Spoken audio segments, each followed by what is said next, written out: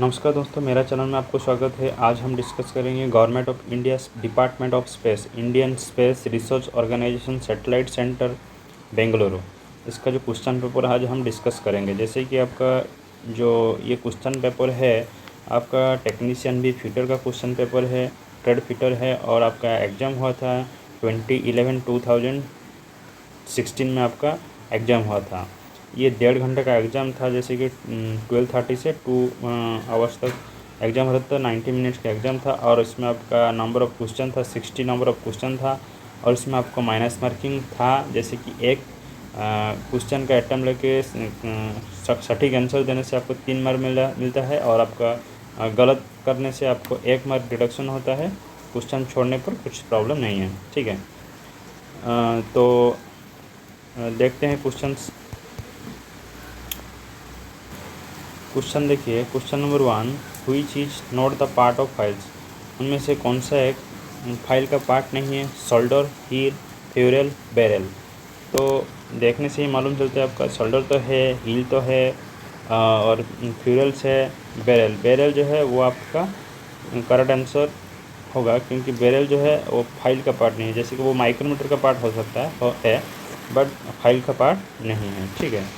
तो उसका जो करेक्ट आंसर हो जाएगा option number D is the correct answer, ठीक है। नेक्स्ट देखिए क्वेश्चन नंबर 2। क्वेश्चन नंबर 2 में क्या बोला है? The files used for filing leather is dash. तो जो हम लेदर को फाइलिंग करने के लिए कौन सा टाइप फाइल यूज करते हैं वो आपको पूछा है। Single cut file, double cut file, rasp cut file, Corp cut file, ठीक है।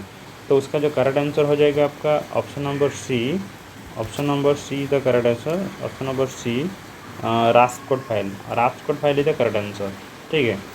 Single cut file normal single cut file जो है वो भी सॉफ्ट मेटल के लिए हम यूज़ करते हैं। Double cut file heavy metal के लिए यूज़ करते हैं। Rasp cut file wood leather wood leather के लिए यूज़ करते हैं, और कॉर्प कोट फाइल भी सॉफ्ट मेटल के लिए यूज़ करते हैं, ठीक है। इसका जो करेक्ट आंसर है option number C, rasp cut file, ठीक। नहीं देखिए क्वेश्चन नंबर 3। क्वेश्चन नंबर 3 में क्या बोला है? 1 micron is equal to dash centimetre. 1 micron का वैल्यू कितना सेंटीमीटर होता है वो आपको पूछा है। ऑप्शन देखिए 0.001, 0.0001, 0.01, 0.00001 सेंटीमीटर है। कौन सा करेक्ट होगा वो आपको पूछा है। उसका सॉल्यूशन आप देख सकते हैं। क्वेश्चन नंबर 3 का सॉल्यूशन देखिए। क्वेश्चन नंबर 3 में क्या बोला है? जो 1 micron equal to dash centimetre होता है। तो इसको हमको कैसे पता चलेगा? तो पहले आपको ये टेबल मालूम होना चाहिए। जो मैट्रिक प्रीफिक्स करके एक टेबल आता है, इसमें आपको देखिए ये मिडिल पॉइंट है, मीटर है। तो जब उसके ऊपर जाएंगे 10⁻²+ करेंगे तो हेक्टोमीटर बोलता है। 10⁴ मीन्स किलोमीटर बोलते हैं। 10⁶ मीन्स मेगामीटर बोलता है। 10⁹ मीन्स जीजामीटर बोलता है, ठीक है। तो उसी प्रकार का क्या है, जैसे कि 10⁻² मतलब क्या है? सेंटीमीटर होता है। 10⁻⁴ मतलब मिलीमीटर होता है। 10⁻⁶ मतलब माइक्रोमीटर होता है। 10⁻⁹ मतलब नानोमीटर होता है, ठीक है। तो हमारा पॉइंट किधर है? एक तो सेंटीमीटर हो गया, -2 में है, और आपका माइक्रोमीटर -6 में है, ठीक। 10⁻⁶, 10⁻²। तो 1 माइक्रोन मीन क्या होता है? 10⁻⁶ होता है, उसको हम माइक्रोमीटर बोलते हैं। और 1 सेंटीमीटर मतलब 10⁻² होता है सेंटीमीटर। तो ऐसे ही आपको उसको माइनस कर देंगे तो उसका वैल्यू आ जाएगा। 1 माइक्रोन इक्वल 1 माइक्रोन इक्वल उसको हम मतलब 1 माइक्रोन को हम कन्वर्ट करेंगे सेंटीमीटर में। तो जो सेंटीमीटर करेंगे तो इसमें 2 माइनस कर देंगे, मतलब 10⁻⁶ माइनस 10⁻² करेंगे तो क्या होता है? 10⁻⁻⁻² तो इधर ये माइनस माइनस है तो प्लस हो जाएगा। तो 10⁻⁶+2 हो जाएगा। तो जो +2 हो जाएगा तो क्या होगा? जो संख्या रेखा रहता है, जैसे कि आपका ये 0, 1, 2, 3, 4, -1, -2, -3, -4, ठीक है। तो उसी प्रकार जो -6 रहता है, -6 से जो +2 करेंगे मतलब -6 इधर है, -6 से फिर ये जो -6, -5, -6 से प्लस करेंगे तो इस तरफ जाना है। तो +2 करेंगे तो -4 तक आएगा, ठीक है। तो उसका जो करेक्ट आंसर होगा 10⁻⁴। 10⁻⁴ मतलब क्या होता है? 0.001, 0.0001 होता है। तो उसका जो करेक्ट आंसर भी होगा। उसी प्रकार भी कर सकते हैं, नहीं तो और भी एक मेथड है, जैसे कि आप ऐसा कर सकते हैं कि देखिए जो हमको पता है कि 1 सेंटीमीटर मतलब क्या है? 10 mm होता है। 1 mm मतलब कितना होता है? 1000 माइक्रोमीटर होता है, ठीक है। माइक्रोन में 1000 माइक्रोमीटर होता है। तो हमको ऐसे ही कर सकते हैं कि 1 सेंटीमीटर मतलब 1 सेंटीमीटर, इसका आपको पता है कि सेंटीमीटर बड़ा है और माइक्रोन छोटा है, ठीक है। तो 1 सेंटीमीटर मतलब कितना हो जाएगा, ये 10 इंटू थाउजेंड्स, तो कितना हो जाएगा 10,000 माइक्रो, 1 सेंटीमीटर को 10,000 माइक्रोमीटर्स, ठीक है। तो वो 1 माइक्रोमीटर इक्वल टू कितना हो जाएगा, 1 माइक्रोमीटर बार 1 माइक्रोन, 1 माइक्रोमीटर इक्वल टू 1/10,000 हो जाएगा। 1/10,000 मतलब कितना हो जाएगा 0.0001 सेंटीमीटर, ठीक है। तो ऐसे भी उसका करेक्ट आंसर वही 0.0001 सेंटीमीटर होता है। तो करेक्ट आंसर आपका option number B is correct answer. तो उसका जो करेक्ट आंसर हो जाएगा आपका option number B 0.0001 mm, sorry 0.0001 centimetre, नहीं होगा, सेंटीमीटर है, इधर सेंटीमीटर लिखा है ना, तो सेंटीमीटर होगा, ठीक। तो आपका option number B the correct answer, ठीक है। नेक्स्ट देखिए क्वेश्चन नंबर 4। क्वेश्चन नंबर 4 में क्या बोला है, what is the point angle of prick point which is use for making light point mark. जो हम प्रिक पॉइंट किस लिए यूज करते हैं आपको पता है, जो लाइट पॉइंट मार्किंग करने के लिए हम प्रिक पॉइंट यूज करते हैं, और क्या जो सेंटर पॉइंट किस लिए यूज करते हैं, जो होल ड्रिलिंग करने के लिए, कुछ होल बनाने के लिए हम सेंटर पॉइंट यूज करते हैं। तो प्रिक पॉइंट का एंगल कितना है वो आपको पूछा है, ठीक है। 45 डिग्री, 100 डिग्री, 75 डिग्री, 30 डिग्री। तो उसका जो करेक्ट आंसर हो जाएगा आपका option number D 30 degree is the correct answer. Next है क्वेश्चन नंबर 5। क्वेश्चन नंबर 5 में क्या हो रहा है, द इंजीनियरिंग हमर is specified by it dash. जो हमारा इंजीनियरिंग होमर होता है उसको कैसे स्पेसिफिकेशन बस स्पेसिफाइड किया गया है वो आपको पूछा है, ठीक है। उसका ऑप्शन देखिए, volume, length of the handle, weight and material. तो हम पहले देख लेते हैं क्या है कि इंजीनियरिंग होमर जो होता है उसको कैसे स्पेसिफाइड किया गया है।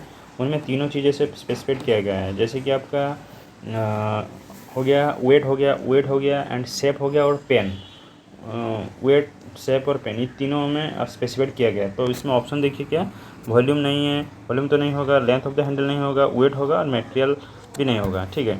तो उसका जो करेक्ट आंसर हो जाएगा आपका option number C, option number C, weight is the correct answer, ठीक।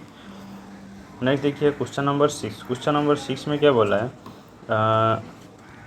If the strength of the material to be drill is high the drill speed should be dash.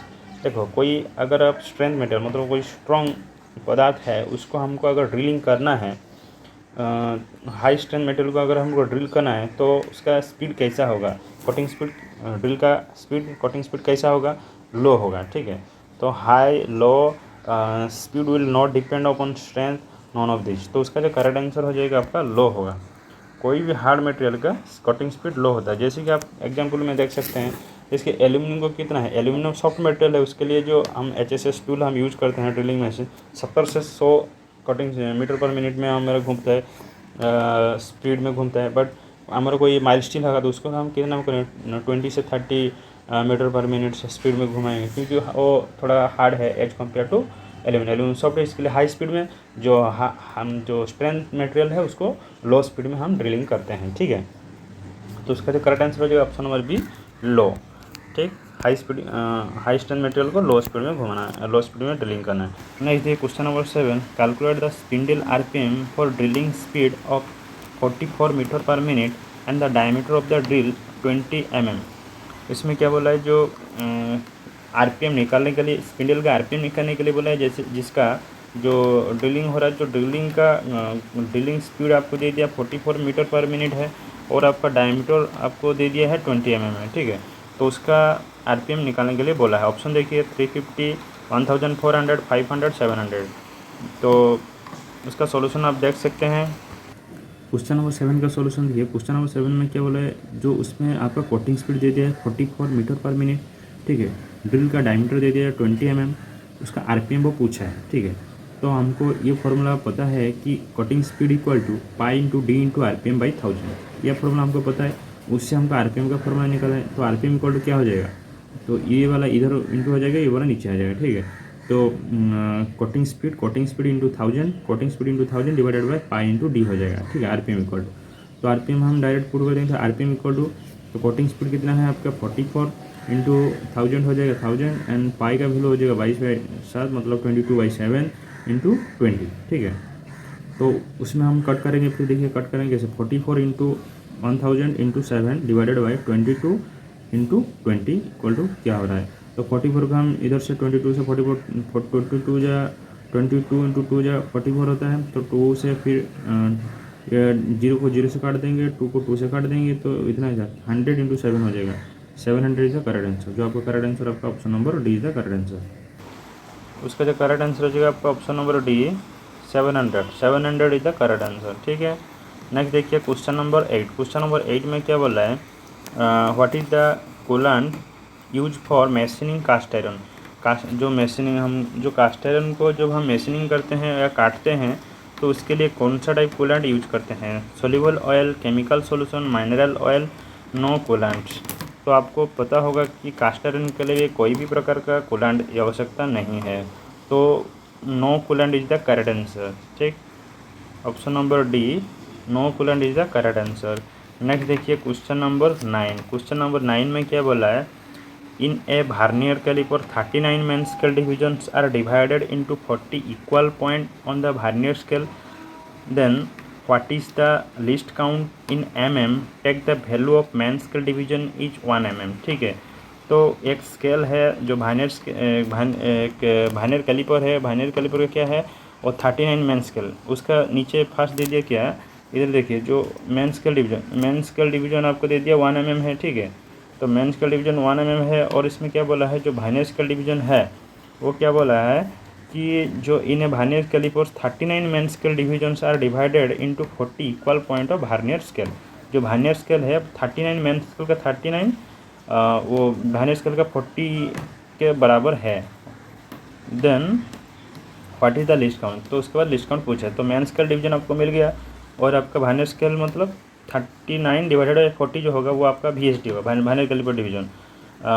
तब हमको वैल्यू निकल के आ जाए, मतलब 1 MSD माइनस 1 VSD करने से आपको आंसर आ जाएगा। ठीक है, उसका सॉल्यूशन आप देख सकते हैं, फिर भी मैं किया हूँ।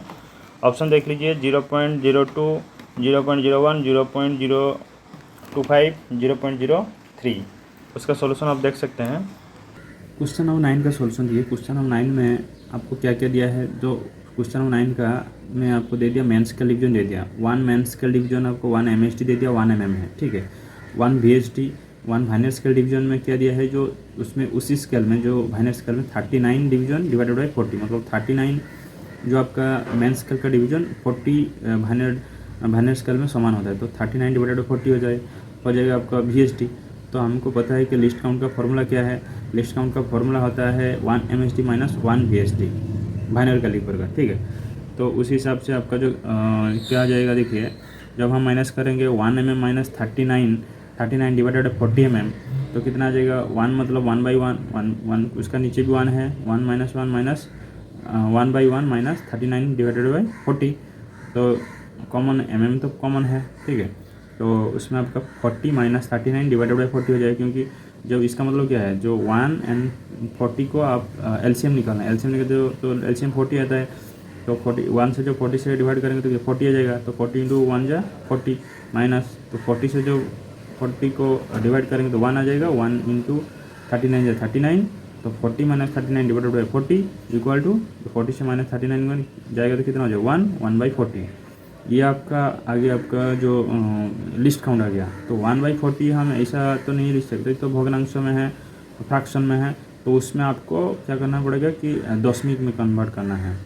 तो दशमिक कितना हो जाएगा, तो 1 को हम 40 से डिवाइड करेंगे, इधर हम किए हैं देख सकते हैं, तो 1 को जो 40 से डिवाइड करेंगे तो 1 है तो 40 नहीं होगा, तो इधर पॉइंट डालना होगा, 0 पॉइंट आ जाएगा, पॉइंट होने से 1 शून्य हो गया, तो 1 10 होगा, ये 40 होगा, तभी भी नहीं होते तो और 1 0 डालना पड़ता है पॉइंट के बाद, तब कितना 100 हो गया, तो 100 से हम कितना करेंगे अभी 40 2 जा 80 हो जाएगा, तो 80 जो माइनस हो जाएगा तो 20 निकल के आ जाएगा, 20 जो पॉइंट है तो और 1 शून्य ले लिए, तो 200 हो गया, 40 इंटू 5 जा 200 हो गया, तो 200 माइनस 200 इक्वल 0, तो ये आपका वैल्यू आ गया 1/40 का वैल्यू, 1/40 का वैल्यू आपका ये आ गया 0.025। ठीक है, तो इस वैल्यू को आप इधर लिख दीजिए, मतलब करेक्ट आंसर हो जाएगा 0.025 mm is the correct answer, जो आपका उसका लिस्ट काउंट है। ठीक है, उसका जो करेक्ट आंसर हो जाएगा आपका option number C 0.025 is the correct answer. ठीक है, नेक्स्ट है क्वेश्चन नंबर 10। क्वेश्चन नंबर 10 में क्या बोला, as per the Indian standard IS system a drill bit is design as 9.5 H IS 5.01 HS।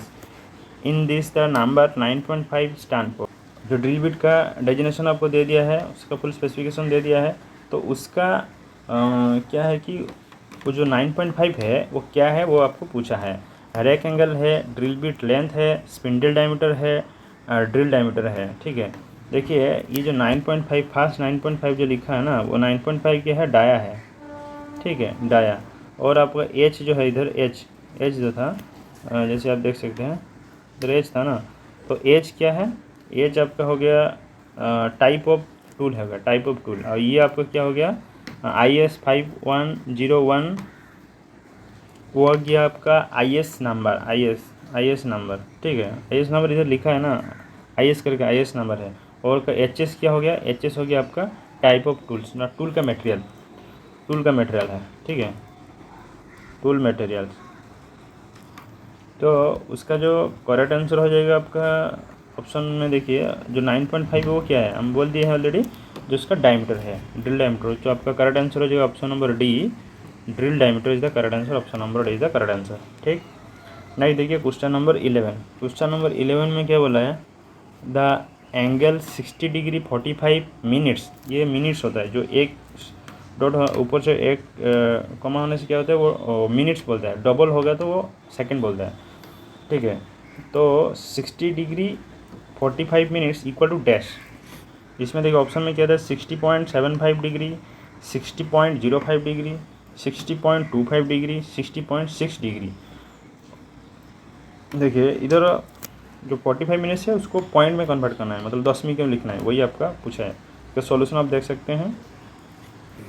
Next देखिए क्वेश्चन नंबर 11 का solution. Question number 11 का solution, question में क्या पूछा है कि 60 डिग्री 45 मिनट्स। ठीक है, तो ये मिनट्स होता है। ठीक है, तो अगर इससे अगर पूछ रहे 60 डिग्री 45 मिनट्स 5 सेकेंड, ऐसे भी कर सकता है, मतलब 45 मिनट्स 5 सेकेंड, सेकेंड मतलब डबल होता है और 45 मिनट मतलब सिंगल होता है। ठीक है, तो इसे हमको दिया नहीं, ये हमको दिया है 60 डिग्री 45 मिनट्स दिया है। ठीक है, तो 60 डिग्री डिग्री होता है, तो 60 डिग्री मतलब तो 60 डिग्री है, वो तो हमको पता है।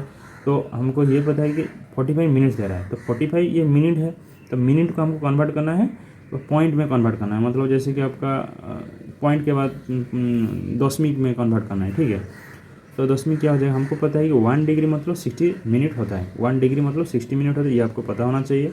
तो 45 डिवाइडेड बाई 60 कर देंगे तो कितना आ जाएगा आपका, 45 डिवाइडेड बाई 60 करेंगे तो 9 से काटेंगे, ये 12 से हो जाएगा आपका, 5 9 जा 45, 5 12 जा 60, देन 3 से काटेंगे तो 3 या 9, 3 चौके 12। ठीक है, तो आपका 3/4 आ रहा है, तो 3/4 मतलब 0.75 होता है। 3/4 मतलब कैसा निकलता है 0.75, ये भी देख सकते हैं अभी तक। तो जब 3 को हम 4 से डिवाइड करेंगे तो क्या होगा, तो 3 तो सर डायरेक्ट नहीं कटेगा क्योंकि तो 3 है, कम है, तो पॉइंट लेंगे, 0 पॉइंट लेंगे तो फिर 0 आ जाएगा। फिर आप क्या करेंगे कि 4 7 जा 28 हो, ये 30 हो गया, 4 7 जा 28, जब माइनस करेंगे 2 निकल के आ जाएगा। फिर इसे इधर पॉइंट है तो हम 0 इधर ले सकते हैं, तो फिर ये इधर हो गया 20, और आपका तो 20 होने से क्या हो जाएगा, 4 5 जा 20, तो 20 माइनस 20 इक्वल टू 0। ठीक, तो आपका पॉइंट कितना निकल गया, मतलब 3, ये जो वैल्यू है किसका वैल्यू है, 3/4 का वैल्यू, तो ये जो 3/4 निकल के आया, इसका वैल्यू 10वीं के ये होता है। तो उसी का आपका करेक्ट आंसर हो जाएगा 0.75, तो उसका करेक्ट आंसर क्या जाएगा 60 डिग्री 0.75 हो जाएगा आपका, मतलब 60.75 डिग्री हो जाएगा, 60.75 डिग्री, ये आपका करेक्ट आंसर। ठीक, तो उसका जो करेक्ट आंसर हो जाएगा आपका option number A, 60.75 is the correct answer. Next देखिए क्वेश्चन नंबर 12। क्वेश्चन नंबर 12 में क्या बोला है, the diameter of the thread at which the thread thickness equal to half of the pitch is called dash, major diameter, pitch diameter, minor diameter, shank diameter. तो ये क्या है, ये तो आपका पिच डायमीटर होगा। ठीक है, पिच डायमीटर क्या होता है, जब का option number B is the correct answer, pitch diameter, pitch का डायमीटर। जैसे डायमीटर ऑफ द थ्रेड का थिकनेस, जो थ्रेड का डायमीटर होता है, मतलब थ्रेड का मिडिल पोर्शन में जो थ्रेड का थिकनेस का मिडिल पोर्शन, थ्रेड का थिकनेस से मिडिल पोर्शन में जो डायमीटर होता है उसको क्या बोलते हैं, जो उसका पिच सर्कल डायमीटर बोलता है, पिच सर्कल डायमीटर व पिच डायमीटर बोलता है। ठीक है, तो आपको करेक्ट आंसर हो जाएगा, आपको ऑप्शन नंबर बी का करेक्ट आंसर। ठीक, नेक्स्ट देखिए क्वेश्चन नंबर 13। क्वेश्चन नंबर 13 में क्या बोला है, the least count of vernier bevel protractor is dash. जो वर्नियर बिवेल प्रोट्रैक्टर होता है उसका लिस्ट काउंट कितना होता है, 10 मिनट्स, 1 मिनट्स, 5 मिनट्स, 2 मिनट्स। हमको पता है कि जो वर्नियर बिवेल प्रोट्रैक्टर का लिस्ट काउंट 5 मिनट्स है। ठीक है, 5 मिनट्स, ऑप्शन नंबर सी का करेक्ट आंसर। ठीक है, नेक्स्ट देखिए ऑप्शन क्वेश्चन नंबर नेक्स्ट देखिए क्वेश्चन नंबर 14। क्वेश्चन नंबर 14 में क्या है, in a screw thread the top surface joining to adjacent side of thread is called. जो थ्रेड होता है, एक जो थ्रेड होता है, थ्रेड का टॉप सरफेस, थ्रेड का टॉप सरफेस जो टू एडजेसेंट साइड आके मिलते हैं, उसी टॉप सरफेस को क्या बोलते हैं वो आपको पूछा है। ठीक है, root, flank, crest and throat. जो थ्रेड कुछ इस प्रकार का होता है। ठीक है, ये थ्रेड होता है, इसमें क्या बोला है, in the screw thread the top surface joining to adjacent side. तो एडजेसेंट साइड यही है दो एडजेसेंट साइड। वो जो दो एडजेसेंट जाएगी कहाँ मिल रहे हैं, इधर मिल रहे हैं ना, इधर जाके मिल रहे हैं, ये वाला पॉइंट, ये वाला जो सरफेस है, जिस पॉइंट में मिल रहे हैं to adjacent side the thread is called. ये वाला सरफेस को क्या बोलते हैं वो आपको पूछा है। The screw thread the top surface joining to adjacent side of the thread is called. इस टॉप सरफेस को क्या बोलता है, क्रेस्ट बोलता है, crest. Option number C the correct answer, जो आपका option number C crest is the correct answer. और जो बॉटम में अगर दो एडजेसेंट साइड अगर नीचे आके जो मिलते हैं, बॉटम में अगर मिलते हैं, वो बॉटम सरफेस को क्या बोलता है, ये रूट बोलता है, रूट। ठीक, रूट ये क्रेस्ट है। तो आपको ऑप्शन के क्वेश्चन के हिसाब से option number C the correct answer, crest. Next देखिए क्वेश्चन नंबर 15। क्वेश्चन नंबर 15 में क्या बोला है, what is the blank size diameter for preparing A bolt of M12 into 1.5। ठीक है, तो क्वेश्चन में क्या बोल रहा है, एक जो हम बोल्ट बना रहे हैं, एक बोल्ट हमको बनाना है जिसका साइज आपको दे दिया है, थ्रेड का साइज मेजर डायमीटर आपका होगा M12 होगा, और आपका जो पिच होगा 1.5 होगा। ठीक है, तो उसका जो हम थ्रेड काटेंगे, थ्रेड काटने से पहले जो ब्लैंक है, वो ब्लैंक का डायमीटर कितना होगा वो आपको पूछा है। ठीक है, तो ऑप्शन देखिए 11.85 mm, 12.15 mm, 11.5 mm, 12.3 mm। तो कौन सा ऑप्शन करेक्ट होगा वो आपको पूछा है, उसका सॉल्यूशन आप देख सकते हैं। क्वेश्चन नंबर 15 का सॉल्यूशन देखिए, क्वेश्चन नंबर 15 का सॉल्यूशन क्या होगा, क्वेश्चन में आपको दे दिया है कि बोल्ट साइज है आपका M12 इंटू 1.5। मतलब क्या होता है, जो उसका जो मेजर डायमीटर दे दिया, मेजर डायमीटर 12 और मेजर डायमीटर आपका 12 mm होता है, और पिच आपको दे दिया 1.5 mm। ठीक है, तो ब्लैंक साइज आपको पूछा है, तो ये बात हमको पता होना चाहिए। We know that the diameter of a blank should be less by 1/10 of the pitch of this thread. कोई भी जो ब्लैंक रोड होता है, ब्लैंक रोड से हम अगर थ्रेड काटेंगे तो उसका जो डायमीटर होगा, तो उसका जो मेजर डायमीटर मतलब जो ब्लैंक का साइज होगा, तो मेजर डायमीटर से तो पिच का 1/10 कम होना चाहिए। ठीक है, तो वो आपको याद रखना चाहिए, आपको पता होना चाहिए। ठीक है, तो उस हिसाब से क्या हो जाएगा, तो उसमें हम क्या करेंगे कि तो 1/10 ऑफ पिच माइनस करेंगे, तो ब्लैंक साइज इक्वल टू, तो मेजर डायमीटर हमको दिया है कितना, मेजर डायमीटर आपका 12 mm दिया है, तो माइनस 1/10 मतलब आपका 1/10 इंटू 1.5 mm होता है, तो उसका पिच है 1.5 mm। तो उसका वैल्यू इधर लिखा हूँ, कैसे हो जाएगा देखिए, तो 12 mm माइनस 1/10 इंटू, तो 1.5 है, तो उसको हम भग्नांश में निकाल कर सकते हैं ना, तो 15/10 लिख सकते हैं। ठीक है, तो हमको काटने के लिए ईजी होता है, तो 5 2 जा 10, 5 3 जा 15, तो 3/2 हो जाए, 3/2, ये नीचे 10 है। ठीक है, तो इसमें 3/20 हो जाएगा, 12 mm माइनस 3/20, तो 12 mm माइनस 3/20 को आपको पॉइंट में मतलब दशमिक में लिखना है। क्या लिखना होगा देखिए, ऐसे जो 3/20 है मतलब क्या, 3 इधर है मतलब 3 से डिवाइड 20 करना है, तो 20 जब डिवाइड करें क्या हो जाएगा, तो इधर से 3 से तो नहीं कटेगा ना, तो पॉइंट डालने से क्या हो जाएगा, 0 हो जाएगा, 0 होने से 30 हो गया, तो 20 हो गया, और आपका इधर से कितना निकल के आ जाएगा, तो 30 से जब 20 हम माइनस करेंगे तो कितना 10 निकल के आएगा, 10, तो 20 से 10 नहीं कटेगा, तो फिर क्या होगा, पॉइंट है तो इसमें आप और एक शून्य ले सकते हैं, शून्य ले लिए तो कितना हो जाएगा, तो 100 हो गया, तो 25 हो गया, तो 100 माइनस 100 इक्वल टू 0 हो गया, तो उसका जो वैल्यू निकल कितना आ गया, ये वैल्यू आपका 3/20 का वैल्यू कितना आ गया, ये आपका आ गया 0.15 आपका वैल्यू आ गया। तो इस बार हम 12 mm minus 0.15 mm equal to 11, जब हम माइनस करेंगे कितना हो जाएगा, तो 11.85 mm is the correct answer. तो उसका जो करेक्ट आंसर हो जाएगा आपका option number A, 11.85 mm is the correct answer. Next देखिए क्वेश्चन नंबर 16। क्वेश्चन नंबर 16 में क्या बोला है, which vice is use for holding rebate and की। एक वाइस हम यूज करते हैं किसके लिए ना, रिबेट और की को पकड़ने के लिए एक वाइस हम यूज करते हैं, वो कौन सा वाइस है वो आपको पूछा है, ठीक है। देखिए जो रिबेट होता है, जो रिबेटिंग करते हैं तो रिबेट पतला पतला चीज़ें होता है, तो उसको पकड़ने के लिए हम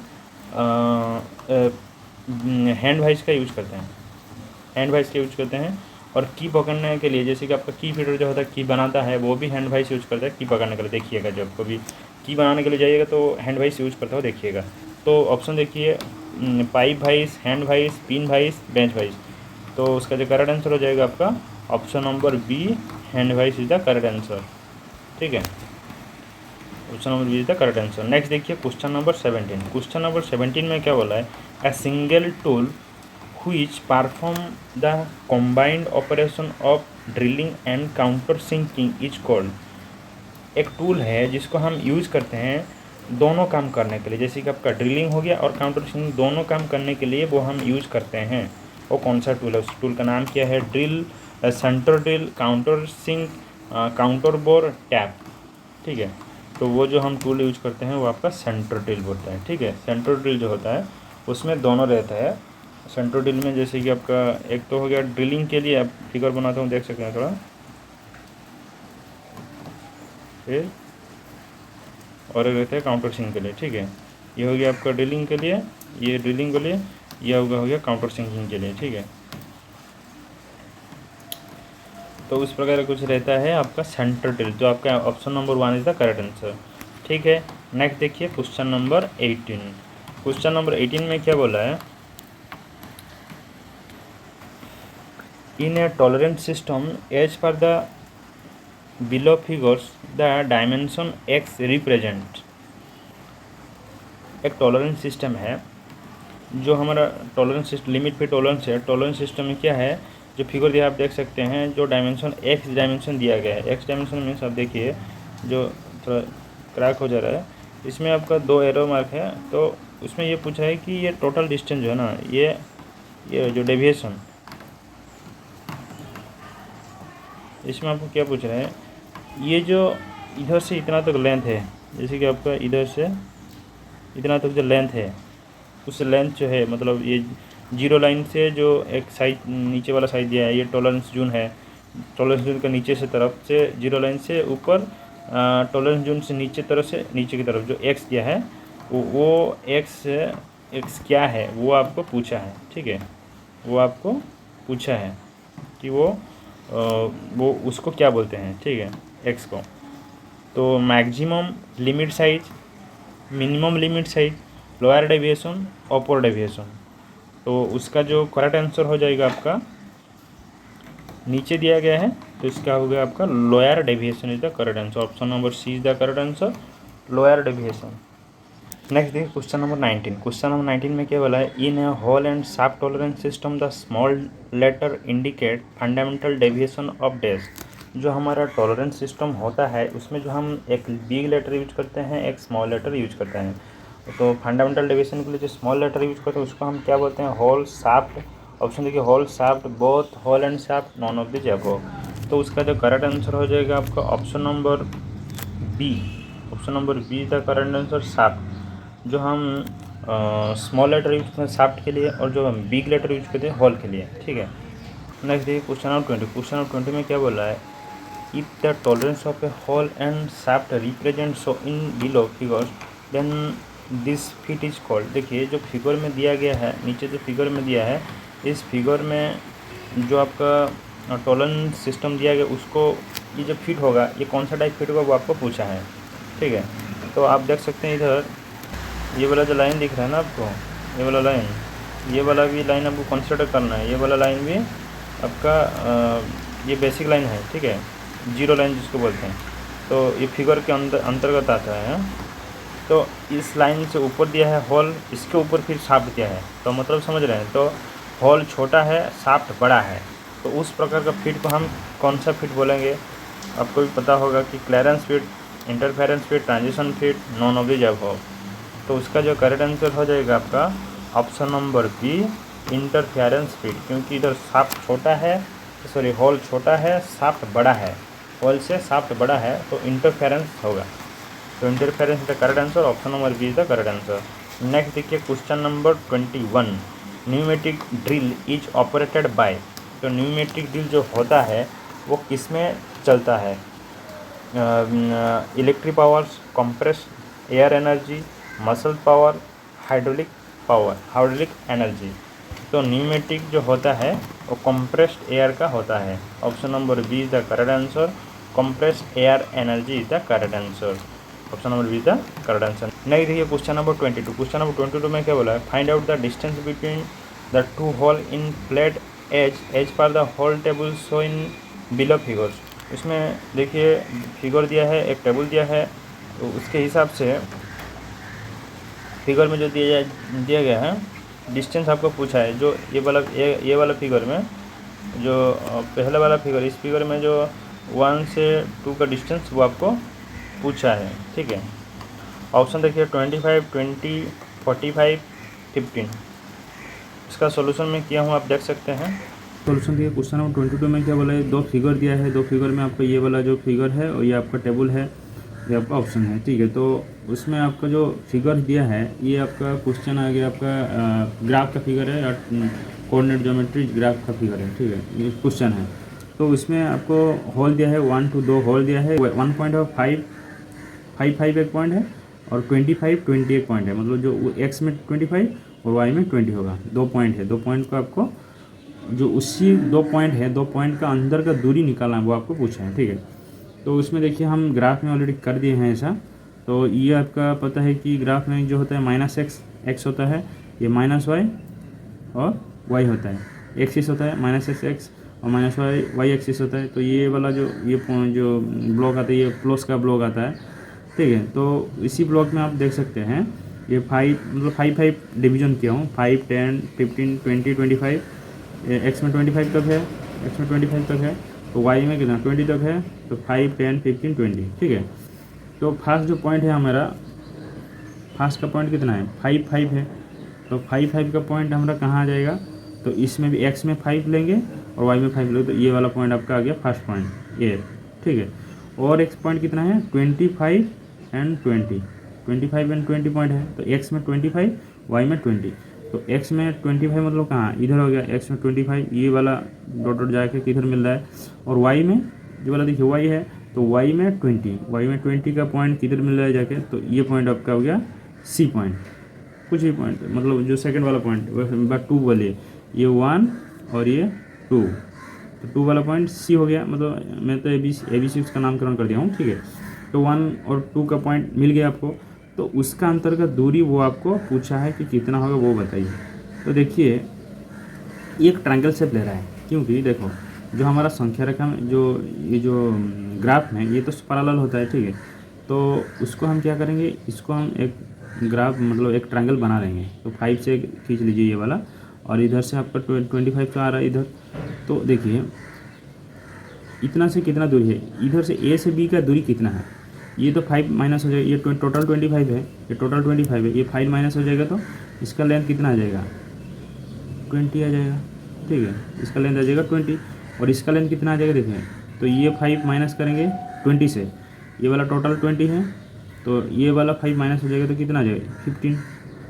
ठीक है, तो ऐसा आपको एक ट्रायंगल मिल रहा है हमको, ABC के साथ ट्रायंगल मिल रहा है, जिसमें ये वाला तो 90 डिग्री होगा। ठीक है, तो ये 90 डिग्री है। वो ये आपका हाइपोटेन्यूज वो आपको पूछा है AC, तो ये आप एक राइट एंगल ट्रायंगल आ जा रहा है, तो जिसमें आपका B हो गया 15, B हो गया 20 और हाइट आप ये हाइपोटेन्यूज आपको पूछा है। तो पाइथागोरस ट्रिपल हमको पता है h² = p² + b²।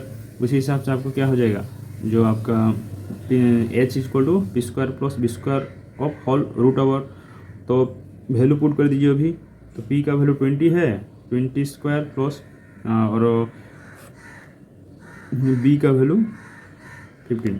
ठीक है, वो चेंज हो गया, ठीक है कोई बात नहीं। तो p का वैल्यू आपका 15, मतलब p ऐसे भी, ये भी ऐसे हो गया कि b² + p² हो गया रूट ओवर। बात एक ही है, कोई दिक्कत नहीं है। तो 20 का स्क्वायर प्लस 15 का स्क्वायर कितना आ जाएगा, 20 का स्क्वायर आपका 400 प्लस 15 का स्क्वायर आपका 225, तो होल रूट ओवर कितना हो जाएगा 625। तो प्लस कर देंगे तो 625 और होल रूट ओवर। तो 625 किसका स्क्वायर है, 25 का स्क्वायर है 625, तो उसका जो करेक्ट आंसर है जो 25। तो जो A एंड C का डिस्टेंस, या आप 0.1 से 0.2 का डिस्टेंस कितना आ जाएगा 25 mm है। इसमें कोई डिजिट नहीं दिया, मतलब यूनिट नहीं दिया, तो हम mm भी नहीं बोल सकते। जो भी यूनिट है उसी हिसाब से आपको 25 होगा करेक्ट आंसर। जो आपका option number A is the correct answer, option number A 25।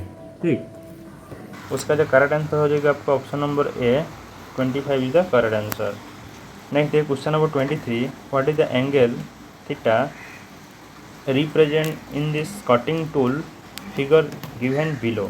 जो नीचे दिया गया है फिगर है, ये फिगर आप जो देख रहे हैं, इस फिगर में जो थीटा करके दिया है एंगल, ये वाला जो एंगल है, ये वाला जो एंगल है थीटा, ठीक है, इस थीटा का एंगल, वो उस एंगल को कौन सा एंगल बोलता है या क्या बोलते हैं वो आपको पूछा है। ये कटिंग टूल है, सिंगल पॉइंट कटिंग टूल है, कौन सा एंगल बोलता है वो आपको पूछा है। ठीक है, तो ऑप्शन देखिए, clearance angle, rake angle, wedge angle, none of this above. तो कौन सा ऑप्शन करेक्ट होगा, वो आपका कटिंग एज एंगल है। कटिंग एज मतलब EDG, एज एंगल मतलब option number C edge angle हो जाएगा। ठीक है, जो आपका option number C is the correct answer. Next है question number 24, as the rake angle of cutting tool reduce the strength will dash. Question में क्या बोला है, as the rake angle of cutting tool reduce. अगर एक cutting tool है, इस cutting tool में अगर ये कटिंग टूल है, ऊपर में जो फिगर देखिए, जो 23 में जो फिगर है उसी में हम समझा देते हैं। ये कटिंग टूल है, उसमें क्या बोला, एक कटिंग टूल का रेक एंगल अगर कम कर देंगे तो उसका स्ट्रेंथ क्या होगा, मतलब कटिंग टूल का स्ट्रेंथ क्या होगा। ऑप्शन देखिए, increase, reduce, no effect of the strength, none of this. तो कौन सा ऑप्शन सही होगा वो आपको पूछा है। इसी फिगर में आप उसको समझने के लिए थोड़ा ट्राई कीजिए। इस फिगर में जो दिया है उसमें ये वाला जो एंगल आप देख रहे हैं, ये वाला जो एंगल है ये कौन सा एंगल है, और ये वाला जो एंगल है ये कौन सा एंगल है, और ये वाला जो एंगल है ये आपका कौन सा एंगल है। ठीक है, ये आपको पहले समझना पड़ेगा। तो ये कटिंग टूल है, तो हमको इसी 23 क्वेश्चन में तो हमको मालूम चल गया कि ये वेज एंगल है। ठीक है, वेज एंगल है। तो इस दोनों में देखिए, ये रबिंग होता है वो एंगल का इस पोर्शन में, तो ये वाला थीटा में लिख रहा हूँ, ये वाला जो थीटा है, इस एंगल को हम क्या बोलेंगे, क्लियरेंस एंगल। क्लियरेंस एंगल, ठीक है, क्लियरेंस एंगल है। तो और एक एंगल बाकी रह गया, ये वाला एंगल, ये वाला एंगल कौन सा है, ये आपका रेक एंगल है। ठीक है, यही आपका रेक एंगल। ठीक है, ये वाला जो है आपका रेक एंगल है। अगर रेक एंगल क्या होगा, इस क्वेश्चन में क्या बोला है,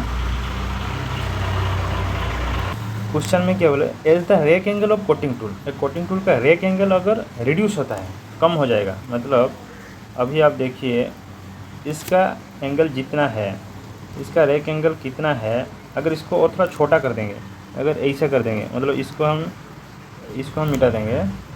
अगर मान के चलिए, दिखाता हूँ हमारे पास,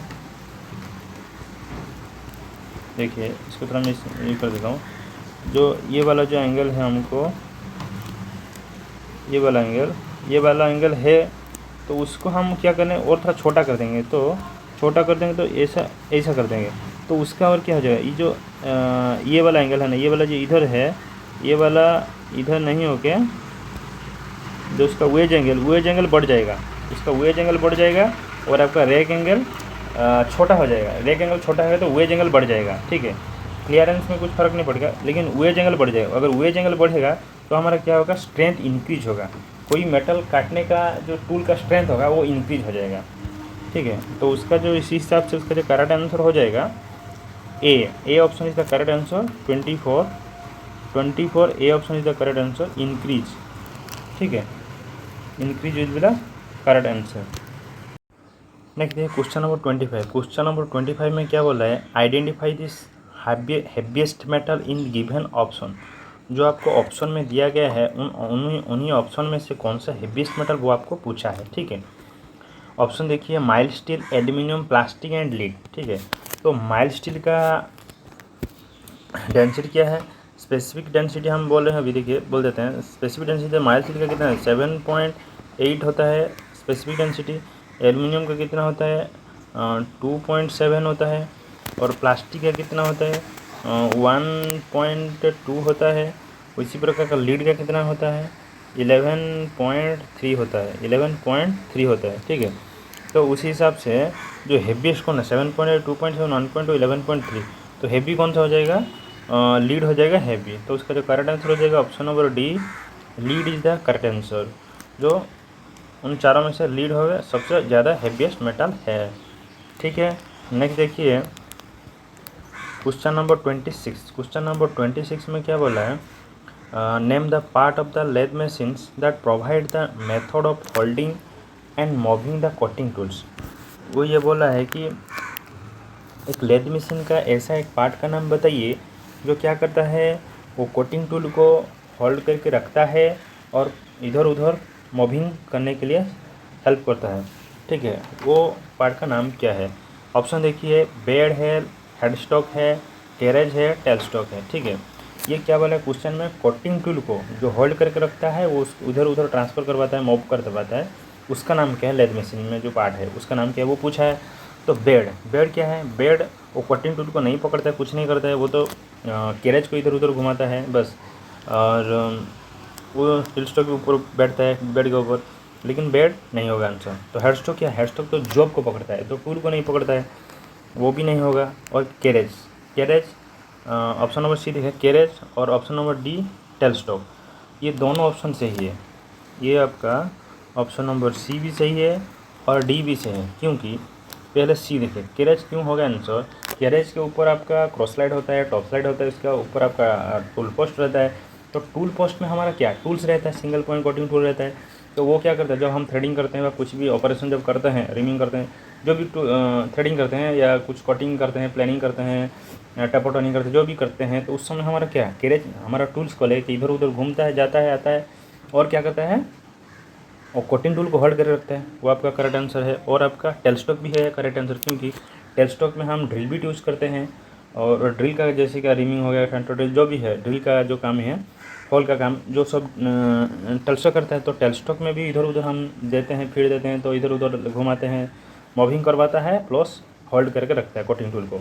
वो दोनों काम, दोनों आंसर सही होगा, ऑप्शन सी, ऑप्शन डी था करेक्ट आंसर, ठीक है।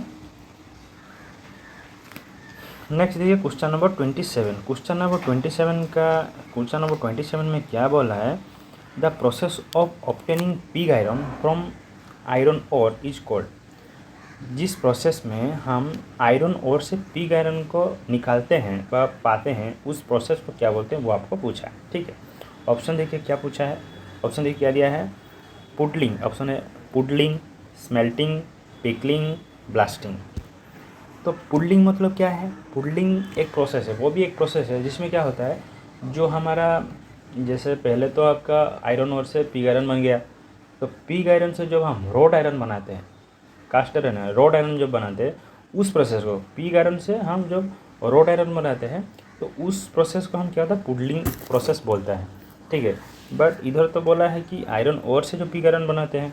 तो इसके बाद देखिए स्मेल्टिंग। स्मेल्टिंग क्या होता है, ये होता है जो आपका आयरन ओर से पिग आयरन बनाने के लिए, उस प्रोसेस को हम स्मेल्टिंग बोलते हैं। तो आपका जो करेक्ट आंसर है आपका ऑप्शन नंबर बी स्मेल्टिंग। और दो ऑप्शन क्या दिया है देख ही लेते हैं।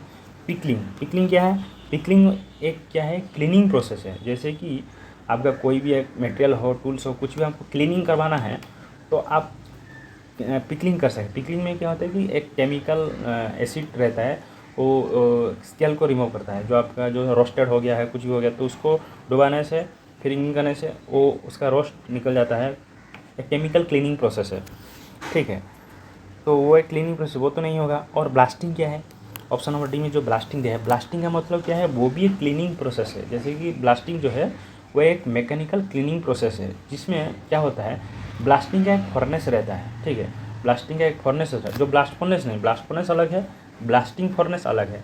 ब्लास्टिंग फर्नेस क्या होता है? जिसमें आपका शॉर्ट स्टील पार्टिकल यूज होता है। शॉर्ट स्टील पार्टिकल यूज होता है, उसमें एयर पंप रहता है। वो क्या करता है, जो शॉर्ट स्टील पार्टिकल को एयर के साथ मिक्स करके एक हाई प्रेशर 6 बार 7 बार हाई प्रेशर से जेट से छोड़ता है, जो टूल्स को हमको क्लीनिंग करवाना है। जैसे कि कोई एक बड़ा जॉब है, उसको हम रोस्ट बहुत ज़्यादा रोस्ट लगा है, उसको कौन घिसेगा, 1 घंटा 2 घंटा करके 2-3 आदमी चाहिए, तो उसको हम इतना ऐसा नहीं होता है। तो मैकेनिकल अच्छे से क्लीनिंग करवाने के लिए क्या करते हैं, वो ब्लास्टिंग फर्नेस में दे देते हैं। तो वो क्या करता है, वो क्लीनिंग कर देता है, मतलब पूरा क्लीन करके दे देता है। तो उस क्लीनिंग को ही बोल रहा है, तो ब्लास्टिंग वो प्रोसेस है, ठीक है। तो सैंड ब्लास्टिंग समझ गया ना, तो वो प्रोसेस है। तो वो भी आंसर नहीं है, तो आपका आंसर कौन सा होगा? Smelting is the correct answer, जो आपका option number B is the correct answer. 27 option number B is the correct answer. Next देखिए क्वेश्चन नंबर 28। क्वेश्चन नंबर 28 में क्या बोला है, what is the purity level of wrought iron. Wrought iron का purity level कितना है वो आपको पूछा है, ठीक है। तो 90.9%, 95.9%, 99.9%, 93.9%। तो उसका करेक्ट आंसर क्या हो जाएगा आपका? Option number C is the correct answer, जो आपका 99.9% इज द करेक्ट आंसर, ठीक। नेक्स्ट देखिए क्वेश्चन नंबर 29। क्वेश्चन नंबर 29 में क्या बोला है, as the percentage of carbon increase in iron it become more dash. कोई भी आयरन में अगर हम कार्बन का परसेंटेज को बढ़ाते हैं तो हमारा जो आयरन होगा वो क्या होगा? ऑप्शन देखिए, सॉफ्टर, हार्डर, डॉक्टाइल एंड टफर। तो हमारा जो कार्बन परसेंटेज होता है वो जब भी हम किसी में हम कार्बन आयरन में बढ़ाएंगे तो उसका हार्डनेस बढ़ जाएगा। आप ऐसे ही आपको जानते होंगे कि low carbon steel, high carbon, low carbon steel, medium carbon steel, high carbon steel. तो हाई कार्बन स्टील हार्ड होता है, लो कार्बन स्टील सॉफ्ट होता है। लो कार्बन स्टील में आता है आपका माइल्ड स्टील वगैरह, जो लो कार्बन स्टील में आता है। तो हाँ, माइल्ड स्टील को हम हाई कार्बन स्टील, जो फाइल वगैरह हाई कार्बन स्टील से बना रहता है, तो उसमें हम काट देते हैं। जो हार्ड रहेगा वो काटने का एबिलिटी रहता है, तो हार्ड कौन है? हाई कार्बन स्टील है। तो ऐसे ही जो इसमें अगर कार्बन में, जो आयरन में कार्बन परसेंट बढ़ेगा तो वो हार्ड होगा, ठीक है। ये 100% है। तो आपका जो करेक्ट आंसर हो जाएगा आपका option number B, harder. Harder is the correct answer है। Option number B is the correct answer, question number 29 का ऑप्शन बी। नेक्स्ट देखिए क्वेश्चन नंबर 30। क्वेश्चन नंबर 30 में क्या बोला है, epoxy is a dash. Epoxy एक वस्तु है, एक पदार्थ है। वो उस पदार्थ को क्या बोलते हैं? ऑप्शन देखिए तो मालूम चलेगा। थर्मोप्लास्टिक प्लास्टिक बोलता है, या थर्मोसेटिंग प्लास्टिक बोलता है, नॉन फेरियस मेटल है, या फेरस मेटल है। जो एपोक्सी एक मेटल नहीं है कि नॉन मेटल नहीं है, नॉन फेरस मेटल नहीं कि फेरस मेटल नहीं है, और मेटल भी नहीं है, वो एक प्लास्टिक है, ठीक है। एपोक्सी प्लास्टिक है। वो कौन सा टाइप प्लास्टिक है? थर्मोप्लास्टिक है या थर्मोसेटिंग प्लास्टिक है? तो एपोक्सी जो है वो आपका थर्मोसेटिंग प्लास्टिक है। Thermosetting plastic. अच्छा, थर्मोप्लास्टिक और थर्मोसेटिंग प्लास्टिक में अंतर क्या है ना? थर्मोप्लास्टिक जो होता है उसको हम रीयूज कर सकते हैं, मतलब एक बार यूज करने के बाद फिर उसको मेल्ट करके फिर हम बना सकते हैं। बट थर्मोसेटिंग प्लास्टिक में क्या, एक बार जो यूज हो गया, वो ब्रोकन हो गया तो हो गया, उसको हम रीयूज नहीं कर सकते, मेल्ट नहीं करके डबल यूज नहीं कर सकते हैं, ठीक है। तो एपोक्सी जो भी है उसको भी हम रीयूज नहीं कर सकते हैं, ठीक है। तो जो उसका जो करेक्ट आंसर है आपका option number B, thermosetting plastic, ठीक है। नेक्स्ट देखिए क्वेश्चन नंबर 31। क्वेश्चन नंबर 31 में क्या बोला है, the material use in furnace wall as the innermost layer to resist the high temperature physical and chemical reaction is called. एक पदार्थ है जिसको हम यूज करते हैं फर्नेस का जो इनर लेयर होता है, अंदर ही लोयर होता है, जो आपका अंदर ही साइड का जो अंदर का लोयर होता है, वो अंदर का लोयर को उसमें हम यूज करते हैं। वो मटेरियल को किस लिए यूज करते हैं, वो क्या करता है, वो रेजिस्ट करता है, हाई टेम्परेचर को रेजिस्ट करता है, फिजिकल एंड केमिकल रिएक्शन जो भी फर्नेस के अंदर जो होता है काम, फर्नेस के अंदर जैसे कि ब्लास्ट फर्नेस में पुलिस वो सब मेल्टिंग का काम होता है। तो वो मेल्टिंग के समय में वो बाहर का चीज़ या अंदर की चीज़ बाहर नहीं जाने देता है। फिजिकली कुछ जो भी केमिकल होता है, मतलब और केमिकल भी जो प्रोसेस होता है, वो बाहर का अंदर का चीज़ बाहर नहीं आ सकता है। और रेजिस्ट करता है दोनों को, और हाई टेम्परेचर को भी रेजिस्ट करता है, तीनों चीज़ें काम करता है। उस मेटल को क्या बोलते हैं वो आपको क्वेश्चन में पूछा है, ठीक है। तो ऑप्शन में क्या दिया है देखिए, एपॉक्सी, चारकोयल, रिफ्रैक्टरी मटेरियल और होची नाइट्रेडिन।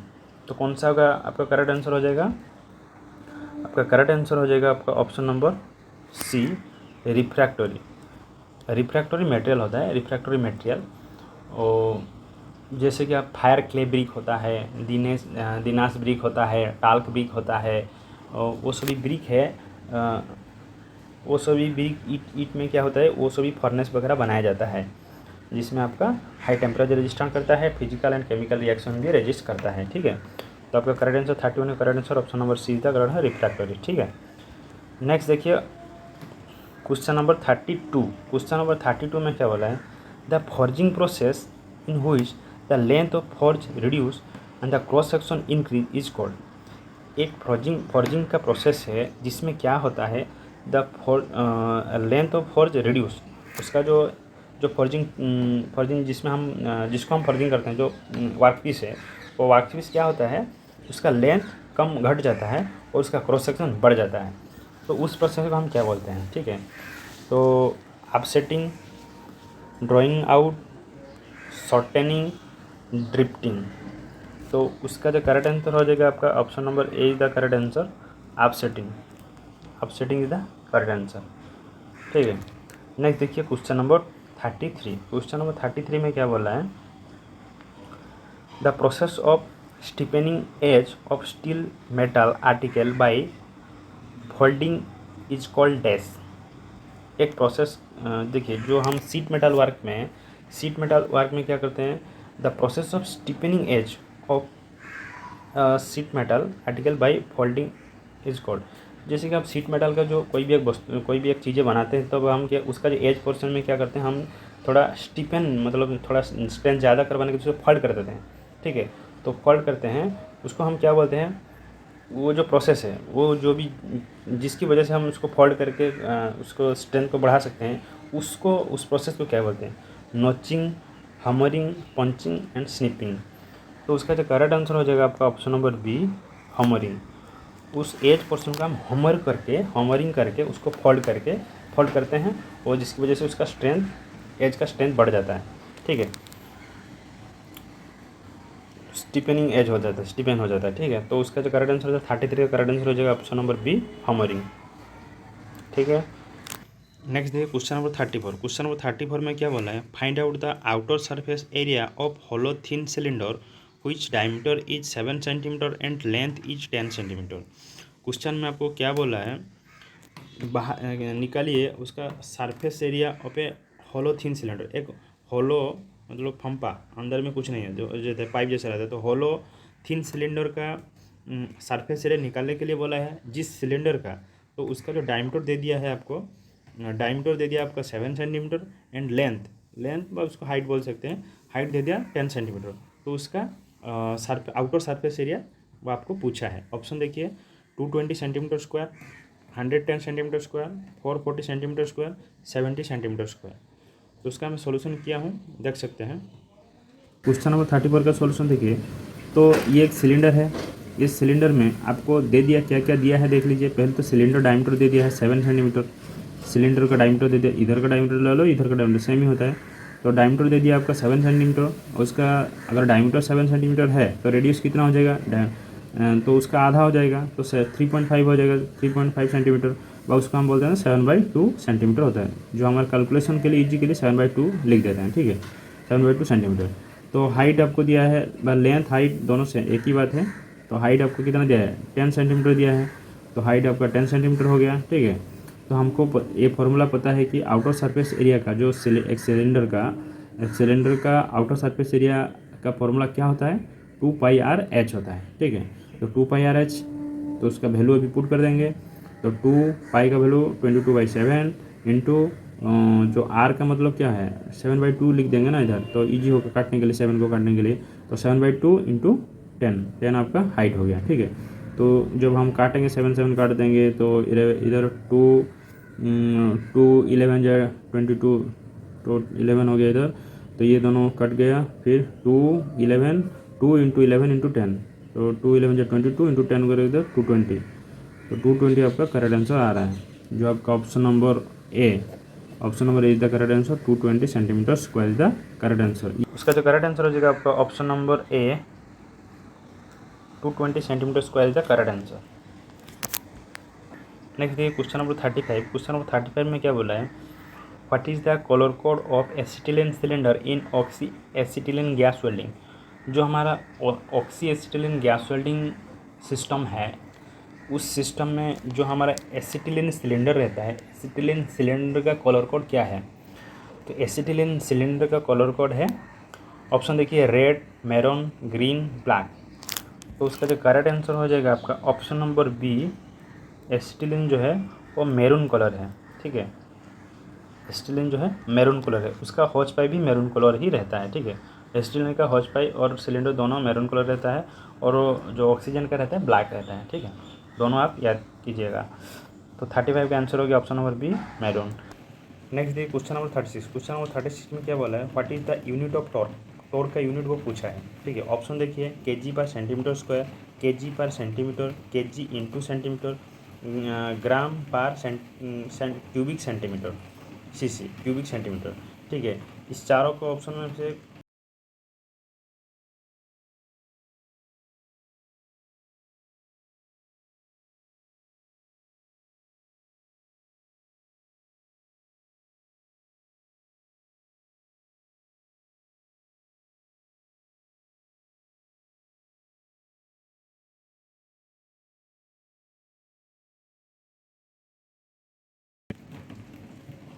फोर्स इंटू डिस्टेंस होता है, लेकिन फोर्स का यूनिट क्या है, फोर्स का यूनिट हो गया आपका न्यूटन होता है, फोर्स का यूनिट न्यूटन होता है।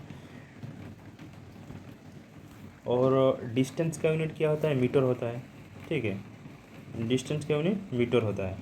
तो न्यूटन इंटू मीटर होगा उसका ऐसा unit, newton into metre. But इधर तो न्यूटन मीटर का कोई ऑप्शन ही नहीं है। ठीक है, और एक बात है, न्यूटन जो होता है, न्यूटन का मतलब क्या है, न्यूटन का मतलब आपका फोर्स का मतलब क्या है, फोर्स मास इंटू एक्सेलरेशन होता है। मतलब जो मास kg है इंटू एक्सेलरेशन। ठीक है, तो वो होता है आपका न्यूटन। तो इधर का मतलब हो जाएगा आपका, इधर हम ये बोल सकते हैं, देखिए न्यूटन के जगह में न्यूटन का मतलब क्या है 1 kg, अगर 1 न्यूटन मतलब क्या है 1 kg into metre per second square होगा, तो ये 1 न्यूटन बोला जाता है। ठीक है, kg into metre per second square into metre होगा, तो आपका आ गया ये मतलब ये आपका टॉर्क का यूनिट आ गया, ये वाला टोटल टॉर्क का यूनिट आ गया, ये वाला टोटल ये आपका टॉर्क का यूनिट है kg into metre per second square into metre जब होगा, ये आपका ऐसा यूनिट, वो जो न्यूटन मीटर होता है उसी को ऐसा भी आप लिख सकते हैं। ठीक है, ये इसका ऐसा यूनिट है। लेकिन नॉन ऐसा यूनिट एक है जो टॉर्क का नॉन ऐसा यूनिट है, तो उसमें आपको क्या है, नॉन ऐसा यूनिट में आपका आ जाएगा kgf सेंटीमीटर होता है। नॉन ऐसा यूनिट में kgf सेंटीमीटर होता है। जैसे ही आपका जो kgf सेंटीमीटर मतलब क्या होता है वो भी देखेंगे, kgf इंटू सेंटीमीटर। ठीक है, kgf मतलब सेंटीमीटर, तो आपका डिस्टेंस का यूनिट आ गया। मतलब टॉर्क का मतलब क्या है, फोर्स इंटू डिस्टेंस होता है। तो फोर्स ये एक फोर्स का यूनिट है, kgf फोर्स का यूनिट है, क्योंकि kgf मतलब ये acceleration due to gravity, f मतलब एक्सेलरेशन ड्यू टू ग्रेविटी होता है। मतलब kgf मतलब kg इंटू 9.8 मीटर पर सेकंड स्क्वायर होता है ना, तो वो kgf होता है। kgf इंटू सेंटीमीटर ये आपका करेक्ट आंसर है, बट इधर जो दिया है kg इंटू सेंटीमीटर, ये आपका गलत है। तो इसलिए ये तो परफेक्टली सही नहीं है, लगभग ठीक ठाक है, आंसर ऐसा है। तो उसी हिसाब से आपका करेक्ट आंसर सी ही माना जाएगा।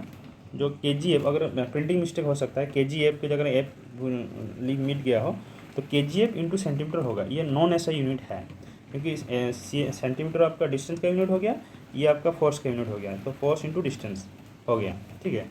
तो उसका जो करेक्ट आंसर है आपका option number C is the correct answer. Next देखिए question number 37, what is the full form of LPG। LPG का फुल फॉर्म क्या है? ऑप्शन देखिए, liquid profile gas, liquefied petroleum gas, liquid pressure gas, low pressure gas. तो LPG का जो correct full form है liquefied petroleum gas. Option number B is the correct answer, liquefied petroleum gas. Next देखिए question number 38, what is the welding rod used for welding aluminium plate. हम जब welding करते हैं aluminium को, वो कौन सा टाइप वेल्डिंग रॉड यूज करते हैं वो आपको पूछा है। ऑप्शन देखिए, high carbon steel, copper silver alloy, pure aluminium, bronze. तो जब हम एल्यूमिनियम का वेल्डिंग करते हैं तब हम प्योर एल्यूमिनियम ही यूज करेंगे। तो उसका जो करेक्ट आंसर हो जाएगा प्योर एल्यूमिनियम रॉड हम यूज करेंगे एल्यूमिनियम वेल्डिंग करने के समय में, ठीक है। 39 देखिए क्वेश्चन नंबर 39 में क्या पूछ रहा है, convert 104 Fahrenheit into degree Celsius. 104 Fahrenheit को डिग्री सेल्सियस में कन्वर्ट करने के लिए पूछा है। ऑप्शन देखिए, 40 डिग्री सेंटीग्रेड, 40 डिग्री सेंटीग्रेड, या सेल्सियस सेंटीग्रेड सेम है, 40 degree Celsius, 30 degree Celsius, 23 degree Celsius, 50 degree Celsius. उसका सॉल्यूशन में किया हूँ, आप देख सकते हैं। क्वेश्चन नंबर 39 का सॉल्यूशन देखिए, क्वेश्चन नंबर 39 में आपको एफ का वैल्यू दे दिया है, फ़ारेनहाइट का वैल्यू 104 है और सेंटीग्रेड का वैल्यू आपको पूछा है। ये आपको फॉर्मूला याद होगा, C/5 = F-32/9, ठीक है। तो C का हमको पूछा है तो इसलिए C = क्या हो जाएगा, तो C ये इधर हो जाएगा, इंटू हो जाएगा, तो 5 × F-32/9, 9 का 9 है, ठीक है। तो उसका वैल्यू हम अभी पुट कर देंगे, तो एफ के जगह में एफ का वैल्यू पुट कर देंगे, तो 104 5 इंटू होल 104 - 32 / 9। तो जब हम 104 से 32 को माइनस करेंगे तो कितना हो जाएगा, 72 हो जाएगा। तो 5 × 72 / 9, तो 9 से जब 72 काटेंगे, 9 8 से 72 इक्वल टू क्या हो जाएगा, तो 8 × 5 = 40।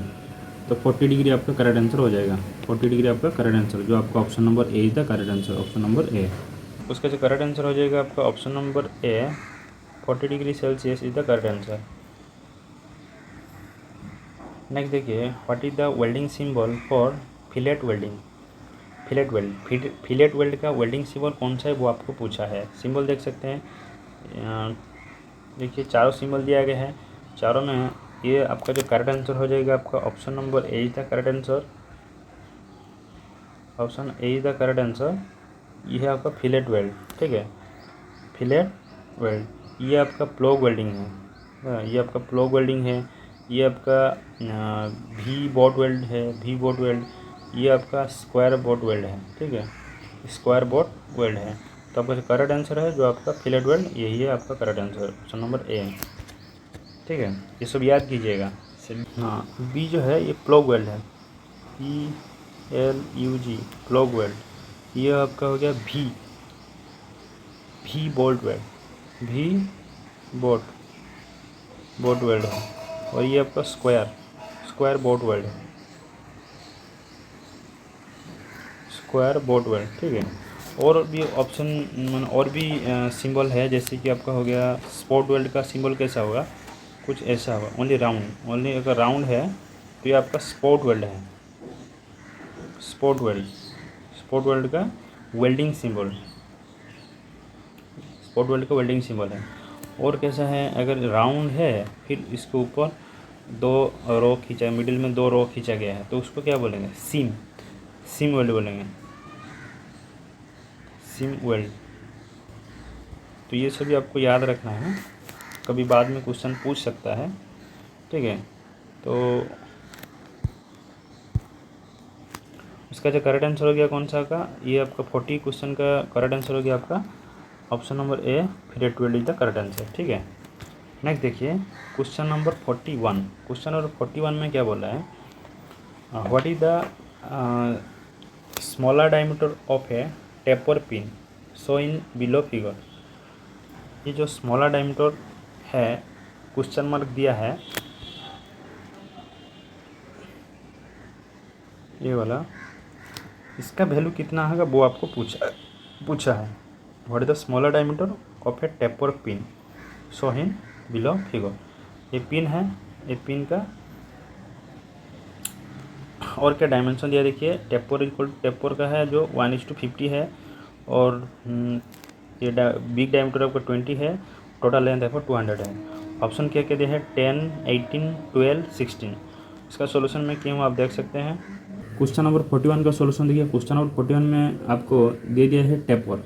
टेपर का रेशियो कितना है, 1:50। 1:50 टेपर का रेशियो दे दिया है। तो 1:50 मतलब 1/50 हम लिख सकते हैं। 1/50 मतलब क्या है ना, 50 mm में अगर 50 mm लेंथ है तो 1 mm कम हो जाएगा। इसका मतलब वही है, जो टेपर का मतलब वही होता है कि कितना टेपर है, 1:50 मतलब 50 mm में 1 mm कम होता है। तो मतलब जो उसका जो big diameter small diameter different 1 mm में रहेगा अगर 50 mm है तो इधर लेकिन कितना है, 200 mm लेंथ है। ये टोटल लेंथ 200 है, तो 200 है तो 50 जो डिवाइड कर देंगे तो कितना, देखिए 1/50 इंटू 200 कर देंगे तो कितना आ जाएगा, 4 आ जाएगा। 0 से 0 कटेगा, 5 से 5 4 20, तो 4 mm का गैप होना चाहिए। मतलब जो मेजर डायमीटर से माइनर डायमीटर 4 mm का गैप होना चाहिए, होना चाहिए होगा। उसी हिसाब से आपका मेजर डायमीटर मतलब बिग डायमीटर जो है, बिग डायमीटर आपको दे दिया है। बिग डायमीटर आपका दे दिया 20 mm है, 20 माइनस 4 आ जाएगा। तो हमको पता है कि 4 माइनस करेंगे तो कितना 60 हो जाए, 16 आ जाएगा। तो उसी का जो वैल्यू आ जाएगा 16, ठीक है। तो इसका वैल्यू कितना आ जाएगा, इसका जो डायमीटर आ जाएगा 16 mm। तो उसका जो करेक्ट आंसर हो जाएगा आपका option number D. Option mm तो नहीं है, यूनिट नहीं दिया है तो हम यूनिट नहीं बोल सकते। तो जो भी है, इधर 20 है तो इधर 16 होगा, 16 of the D is the correct answer. तो उसका जो करेक्ट आंसर हो जाएगा आपका option number D, 16 is the correct answer. Next देखिए क्वेश्चन नंबर 42। क्वेश्चन नंबर 42 में क्या बोला है, in a electroplating process the item to be coated is used as test. Electroplating process जो होता है उसमें तो जिस मेटल को हम क्वाइटिंग करेंगे, the item to be coated is use as test. जिस मेटल को हम कोटिंग करें वो मेटल किस पॉइंट में हम लगाते हैं, cathode, anode, electrode, non of this. तो इलेक्ट्रोप्लेटिंग में क्या होता है, हर समय क्या होता है, जो इलेक्ट्रिक सप्लाई होता है किधर, प्लस से माइनस की तरफ सप्लाई होता है। प्लस से माइनस तो एनोड से कैथोड की तरफ जाता है, तो हमारा डिपोजिट होगा किधर, कैथोड में। कैथोड में लगे तब जगह डिपोजिट होगा। तो जो कोटिंग होता है कैथोड होता है। तो उसका जो करेक्ट आंसर हो जाएगा आपका option number A, cathode is the correct answer. Next देखिए क्वेश्चन नंबर 43।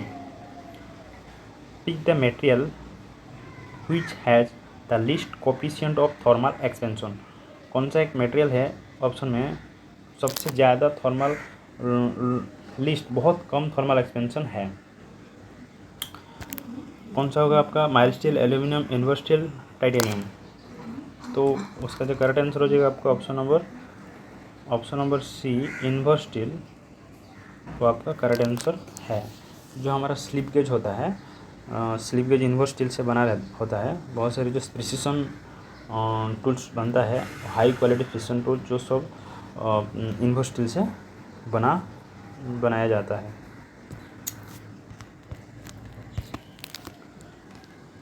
फोर्टी थ्री का आंसर हो गया आपका ऑप्शन नंबर सी का correct answer, inverse steel, inverse. Next देखिए क्वेश्चन नंबर 44। क्वेश्चन नंबर 44 में क्या बोला है, if A road is bend into the curved shape as shown below figures then the topmost layer is subjected to। ये जो आप figure में देख रहे हैं, ये जो बेंड हुआ है ये वाला, ये टॉप मोस्ट लेयर मतलब ये वाला पोर्शन, ये वाला पोर्शन में टॉप मोस्ट लेयर में क्या होता है, compression force, sorry compressive force, tensile force, twisting force, no force. तो ऊपर का एक्सटेंशन होगा ना, ऊपर का सरफेस एक्सटेंशन होगा, नीचे के साथ कंप्रेशन होगा, तो एक्सटेंशन होगा मतलब टेंसाइल फोर्स बोलता है। तो 44 का जो करेक्ट आंसर हो जाएगा आपका option number B, tensile force is the correct answer. 44B tensile force. Next देखिए क्वेश्चन नंबर 45। 45 में क्या बोला है, what is the relation between the lead L and pitch P of a 2 start thread screw. एक screw है, उसमें thread है, उस थ्रेड में डबल स्टार्ट है, मतलब 2 स्टार्ट है। 2 स्टार्ट मीन डबल स्टार्ट बोल सकते हो, 2 स्टार्ट बोल सकते हो। तो 2 स्टार्ट थ्रेड है तो उसमें उसका जो रिलेशन कैसा होगा वो आपको पूछा है। लीड का मतलब L और P का मतलब पिच का मतलब P है, तो उसका रिलेशन क्या होगा। L equal to P, L equal to 2P, L equal to 2P, L equal to 1/2P। तो उसका जो करेक्ट आंसर हो जाएगा आपका 45, option number C is the correct answer. L equal 2P, क्योंकि ये डबल स्टार्ट है, मतलब 2 स्टार्ट है, 2 स्टार्ट के लिए 2P हो जाएगा, लीड सेम रहेगा, ठीक है। तो 45 का option number C L equal 2P the correct answer. Question number 46। Question number 46 में क्या बोला है, आइडेंटिफाई ए सॉलिड लुब्रिकेंट। जो ऑप्शन दिया गया है उनमें से कौन सा एक सॉलिड लुब्रिकेंट है वो आपको पूछा है। Calcium disulphide, molybdenum disulphide, potassium disulphide, sodium disulphide. तो उनमें से कौन सा एक सॉलिड लुब्रिकेंट है वो आपको पूछा है। तो हमको पता है जो मोलिब्डेनियम डाइसल्फाइड होता है वो एक सॉलिड लुब्रिकेंट है। देखिए सॉलिड लुब्रिकेंट क्या है, वो सॉलिड मतलब वो सॉलिड है, मतलब वो तो पदार्थ है, उसमें उसमें भी आपका क्या लुब्रिकेटिंग प्रॉपर्टी रहता है। तो उसको हम कहाँ कहाँ यूज करते हैं वो भी थोड़ा देख लेते हैं। जो मोलिब्डेनियम डाइसल्फाइड होता है उसको हम कहाँ कहाँ यूज करते हैं सॉलिड लुब्रिकेंट के तरफ से।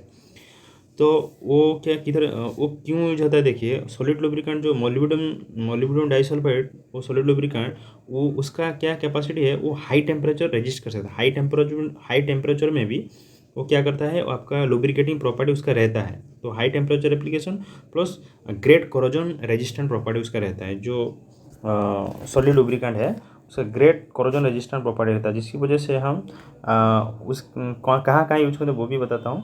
तो मोलिब्डेनम डाइसल्फाइड उसका करेक्ट आंसर है, ठीक है। तो वो जो मोलिब्डेनम डाइसल्फाइड है उसको हम कहाँ कहाँ यूज करते हैं वो भी थोड़ा याद रखने के लिए ईजी होगा। तो बाद में कभी क्वेश्चन आएगा तब हमको आंसर देने के लिए ईजी होगा। देखिए जो हम नॉर्मली ग्रीस यूज करते हैं ना, तो ग्रीस में भी कुछ ग्रीस में भी मोलिब्डेनम डाइसल्फाइड रहता है कुछ मात्रा में, ठीक है। और क्या कहाँ यूज करते हैं, जैसे कि आपका कोई भी एक फॉर्म यूज करता है, मतलब जहाँ लुब्रिकेटिंग फॉर्म हम यूज करते हैं, स्प्रे जैसा यूज करते हैं, उसमें भी आपका जो लुब्रिकेटिंग एरोसोल होता है उसमें भी आपका मोलिब्डेनियम डाइसल्फाइड का कुछ परसेंटेज रहता है जो हम यूज करते हैं। और ऑयल एडिटिव में भी आपका मोलिब्डेनम डाइसल्फाइड रहता है। और क्या है कि कुछ सॉलिड पीस जैसे कि आपका हाई टेम्परेचर एप्लीकेशन, जैसे कि आपका हो गया जो सिलेंडर पिस्टन रोड हो गया, उसमें भी जैसे पिस्टन रिंग हो गया, उसमें भी पिस्टन रिंग जो बनता है उसमें जो पिस्टन रिंग बनता है तो उस रिंग में भी कुछ मात्रा में मोलिब्डेनम डाइसल्फाइड रहता है। और कैम शाफ्ट जो होता है, कैम शाफ्ट में बॉल बेयरिंग रिटेनर, उसमें भी कुछ मात्रा में मोलिब्डेनम डाइसल्फाइड रहता है। और जो स्पेस शटल एप्लीकेशन बेयरिंग होता है उसमें भी मोलिब्डेनम डाइसल्फाइड का कुछ परसेंटेज रहता है जो सॉलिड लुब्रिकेंट के हिसाब से यूज होता है, ठीक है। नेक्स्ट देखिए क्वेश्चन नंबर 47 में क्या बोला है, in which machining process the large amount of material is remove. इनमें से जो ऑप्शन दिया गया है लैपिंग, मिलिंग, होनिंग, बॉफिंग, इनमें से उन्हीं ऑप्शन में से कौन सा ऑपरेशन है जिसमें सबसे ज़्यादा मात्रा में मटेरियल जो पदार्थ निकलता है, रिमूव होता है, निकलता है, किस में कौन सा प्रोसेस में, वो आपका हो जाएगा ऑप्शन नंबर बी मिलिंग हो जाएगा करेक्ट आंसर। लैपिंग नहीं होगा, लैपिंग में तो बहुत लिटिल मटेरियल होता है। होनिंग भी लैपिंग के जैसा और फिनिशिंग है तो और भी छोटा पार्टिकल निकलता है, थोड़ा थोड़ा निकलता है। और बॉफिंग ये भी हाई क्वालिटी फिनिशिंग प्रोसेस है, तो ये भी आपका बहुत माइन्यूट पार्टिकल जो निकलता है फिनिशिंग में है। तो मिलिंग हो जाएगा जो ज़्यादा मटेरियल रिमूव करता है, अकॉर्डिंग करते हैं हम सरफेस को, तो मिलिंग हो जाएगा करेक्ट आंसर। 47B का करेक्ट आंसर मिलिंग। नेक्स्ट देखिए क्वेश्चन नंबर 48। क्वेश्चन नंबर 48 में क्या पूछ रहा है, name the feet in which the shaft is cooled below the room temperature until it fits into the hole, then the assembly is allowed to attain the room temperature, ठीक है। क्या पूछ रहा है, एक फिटिंग करने का प्रोसेस है, उस फिटिंग प्रोसेस को क्या बोलते हैं वो आपको पूछा है। जिस प्रोसेस में क्या होता है, एक शाफ्ट को होल के साथ फिटिंग किया जाता है। उस प्रोसेस में क्या होता है, एक शाफ्ट को ही, होल को कुछ नहीं किया जाएगा, ओनली शाफ्ट को क्या किया जाएगा, जो हमारा नॉर्मल रूम टेम्परेचर है उससे नीचे जो टेम्परेचर है उससे नीचे की टेम्परेचर में रखा जाएगा, ठीक है। रखने के बाद क्या होगा, वो थोड़ा कंट्रैक्शन हो जाएगा। मतलब अगर देखो होल एंड शाफ्ट का साइज सेम है, पूरा बराबर सेम है, तो क्या उस समय क्या किया जाता है, जो शाफ्ट को हम पहले कूल कर देंगे। कूल करें मतलब कोई भी फ्रिज में रख दीजिए, नहीं तो कोई कोल्ड स्टोरेज एरिया अंदर कूल कूल होता है, तो आइस के अंदर रख दीजिए। कोई थोड़ा लोअर टेम्परेचर में रख देंगे तो क्या होता है, तो मेटल का जो शाफ्ट क्या होगा, थोड़ा कंट्रैक्शन हो जाए, मतलब थोड़ा श्रिंक हो जाए, थोड़ा छोटा कॉन्ट्रैक्शन हो जाएगा, मतलब थोड़ा डायमीटर कम हो जाएगा, ठीक है। जब कॉन्ट्रैक्शन होगा तब क्या करेंगे, उसी समय उसको फिट कर देंगे। फिर बोला है क्या, रूम टेम्परेचर के नीचे रखेंगे, पर क्या करें, until it fits into hall, जब तक ये फिट होना जाए हॉल से, मतलब कूल करके उसको फिटिंग कर देंगे, अंदर घुसा देंगे, मतलब शाफ्ट को हॉल के अंदर घुसा देंगे, ठीक है। देन क्या करेंगे, then assembly is allowed to attend the room temperature. Assembling होने के बाद, जो असेंबली हो गया, तो असेंबली के बाद उसको हम बाहर ले आएंगे एटमॉस्फेयर में। तो ये जो प्रोसेस है, जो शाफ्ट को कूल करके असेंबलिंग करने के बाद उसको बाहर ले आना, बाहर ले आने से क्या होता क्या है, जो हमारा अंदर तो घुस गया कूल, जब हम हॉल को कुछ नहीं किया, ओनली शाफ्ट को ही कूल किया है। शाफ्ट को कूल करने की वजह से शाफ्ट जो था वो कंप्रेशन हो गया, कंप्रेशन होकर फिटिंग भी हो गया, हॉल के अंदर चला गया। जब हम ये हॉल एंड शाफ्ट को असेंबली को थोड़ा बाहर ले आएंगे तब क्या होगा, तो जो शाफ्ट होता है वो बाहर से जो हीट लेगा, क्योंकि एटमॉस्फेयर टेम्परेचर ज़्यादा है, तो जब था उस कंपेयर किया जाए तो जब हीट बाहर से लेगा तो क्या वो थोड़ा एक्सपेंशन हो जाएगा, एक्सपेंशन मतलब बड़ा हो जाएगा, थोड़ा डायमीटर थोड़ा जितना था पहले उतना हो जाएगा, ठीक है। तो अब क्या होगा, वो फिट हो जाएगा। तो उस प्रकार का फिट को हम क्या बोलते हैं, ऑप्शन देखिए, press fit by expansion, press fit by shrinkaging, hydraulic press fit, none of the above. तो उसका जो करेक्ट आंसर हो जाएगा आपका option number A, press fit by expansion. जो क्योंकि जो बाहर जब हम अंदर अंदर हॉल के साथ घुसाने के बाद बाहर ले आए तब क्या होगा, वो शाफ्ट थोड़ा एक्सपेंशन हो गया, जिसकी वजह से फिट हो गया। तो उस प्रकार के फिट को प्रेस फिट बाय एक्सपेंशन बोला जाता है, ठीक है। और एक ऑप्शन बी में है जो है प्रेस फिट बाय श्रिंकेजिंग। इसमें क्या होता है, देखिए इस असेंबली में बोल देता हूँ, जैसे कि आपका देखिए कोई ऐसा असेंबलिंग करना है, शाफ्ट और हॉल के साथ असेंबली करना है, जैसे आप पकड़िए एक एक्सल है, एक्सल में आपको बेरिंग को फिट करना है, ठीक है। अगर एक्सल का डायमीटर बेरिंग का डायमीटर सेम है, मैक्सिमम केस में यही किया जाता है, एक्सल और बेरिंग का डायमीटर सेम है, तो एक्सल तो बहुत बड़ा चीज़ होता है, बेरिंग छोटा चीज़ होता है, तो ईजी कौन होगा, किसको हम क्या करेंगे ना, अगर diameter inner diameter external diameter same है तो हमको किसी को तो थोड़ा बड़ा करके अंदर घुसाना है, किसी को छोटा करके अंदर घुसाना है। तो सबसे ईजी जो होता है हमारा बेरिंग का जो इनर लेयर होता है, बेरिंग का इनर लेयर को हम हीट करते हैं, जैसे कि आपका श्रिंकेज फिट में वही होता है कि हीट करते हैं, नहीं तो टोटल बेरिंग को ही आप कोई गर्म पानी में डाल दीजिए, उसको थोड़ा बॉयल कर दीजिए, नहीं तो हीट में फ्लेम करके कुछ भी करके गर्म कर दीजिए। गर्म करने से क्या होगा, जो अगर फ्लेम में भी गर्म कर सकते हैं, मतलब इनर लेयर को फ्लेम में गर्म करने से क्या होगा, थोड़ा फुल फ्लेम में सभी जगह में फ्लेम देकर थोड़ा एक्सटेंशन किया जाता है, मतलब हीट करने से क्या होगा, फैलेगा, थोड़ा एक्सपेंशन हो जाएगा। तब क्या आ जाएगा, तब असेंबलिंग कर देंगे, तब क्या हो जाए, शाफ्ट में आके असेंबलिंग कर देंगे, तो कुछ समय के बाद एटमॉस्फेयर टेम्परेचर में रहेगा, तब क्या होगा, वो क्या हो जाए, श्रिंक हो जाएगा।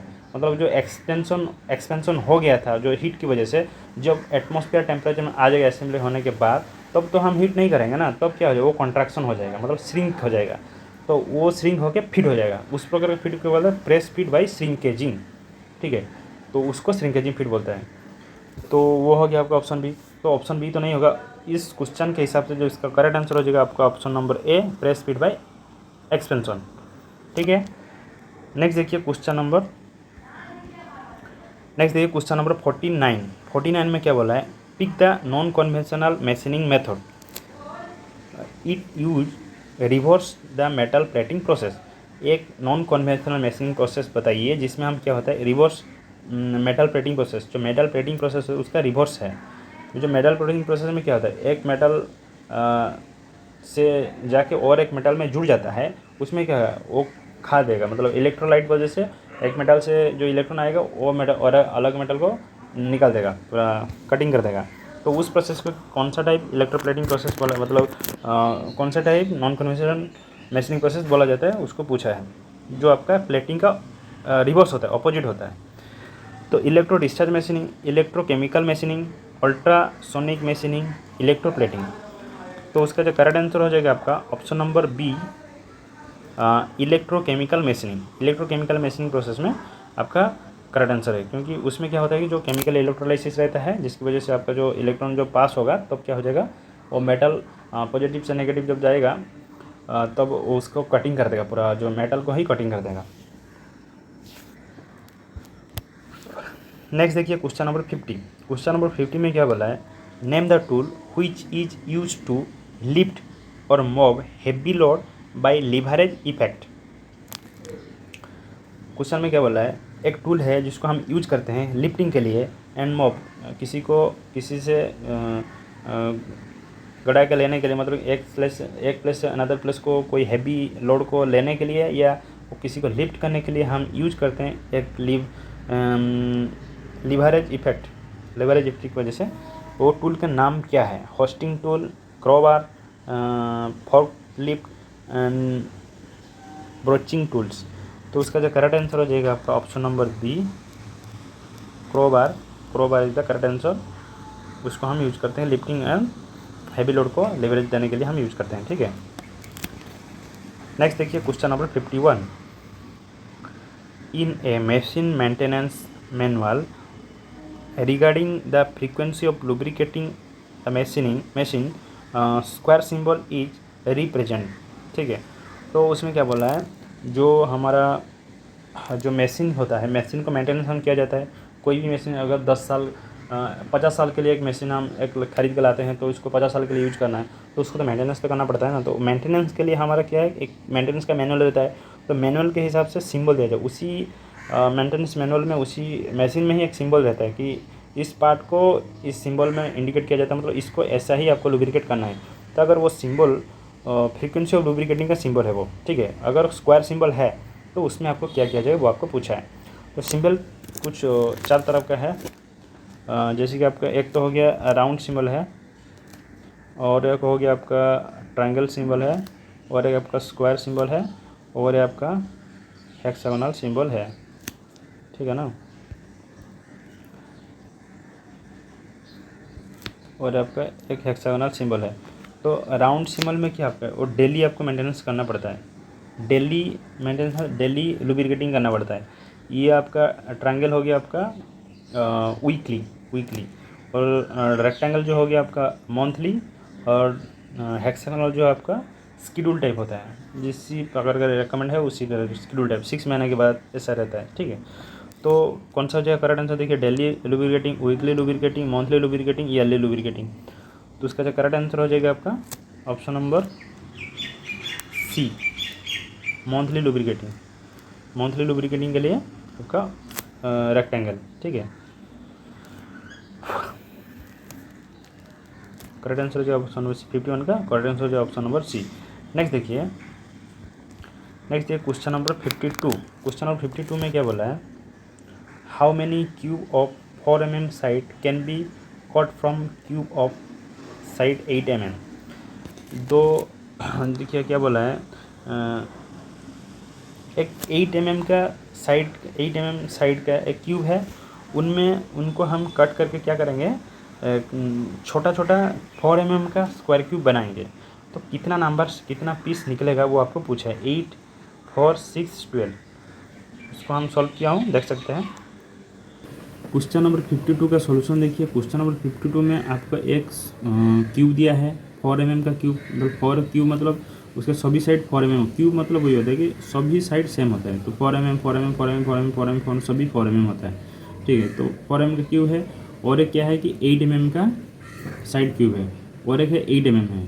तो ऐसे ही हम फिगर बना के भी उसका आंसर निकाल सकते हैं। जैसे कि ये 4 mm है, तो 4 mm का क्यूब हो गया, ये 8 mm का उसका डबल हो जाएगा, ये 4 mm 4 mm 4 mm 4 mm 8 mm का क्यूब कर दिए तो कितना आ जाएगा, इधर एक इधर एक इधर एक, ये 4 हो गया, पीछे साइड में भी 4 हो जाएगा। तो वैसे ही निकल के आ जा रहा है कि 8 क्यूब बनेगा, ठीक है। कैलकुलेशन में निकालते हैं।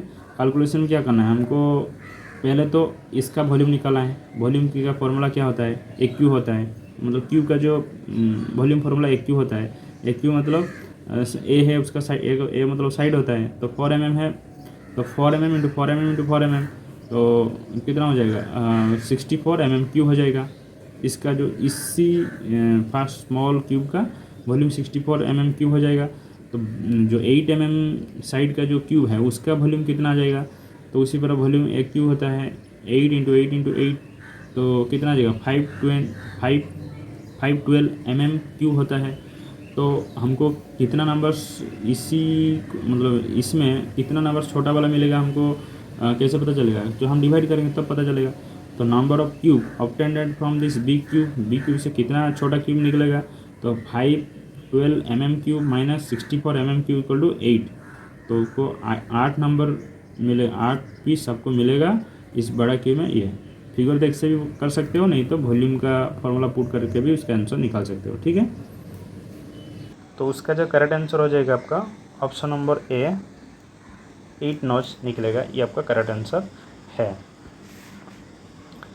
नेक्स्ट देखिए question number 53, the product of two quantities A and B is 25x² - 4 if A equal to 5x - 2 then find B.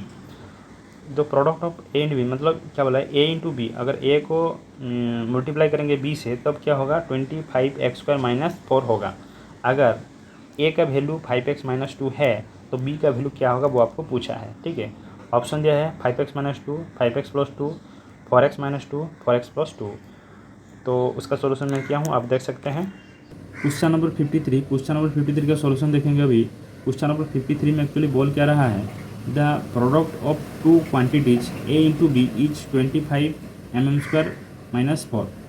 क्या बोला है, दो क्वांटिटी है, दो क्वांटिटी कोई चीज़ है, मतलब दो संख्या है जिसको हम इंटू करेंगे, प्रोडक्ट मतलब इंटू करेंगे तो 25x² - 4 आ रहा है।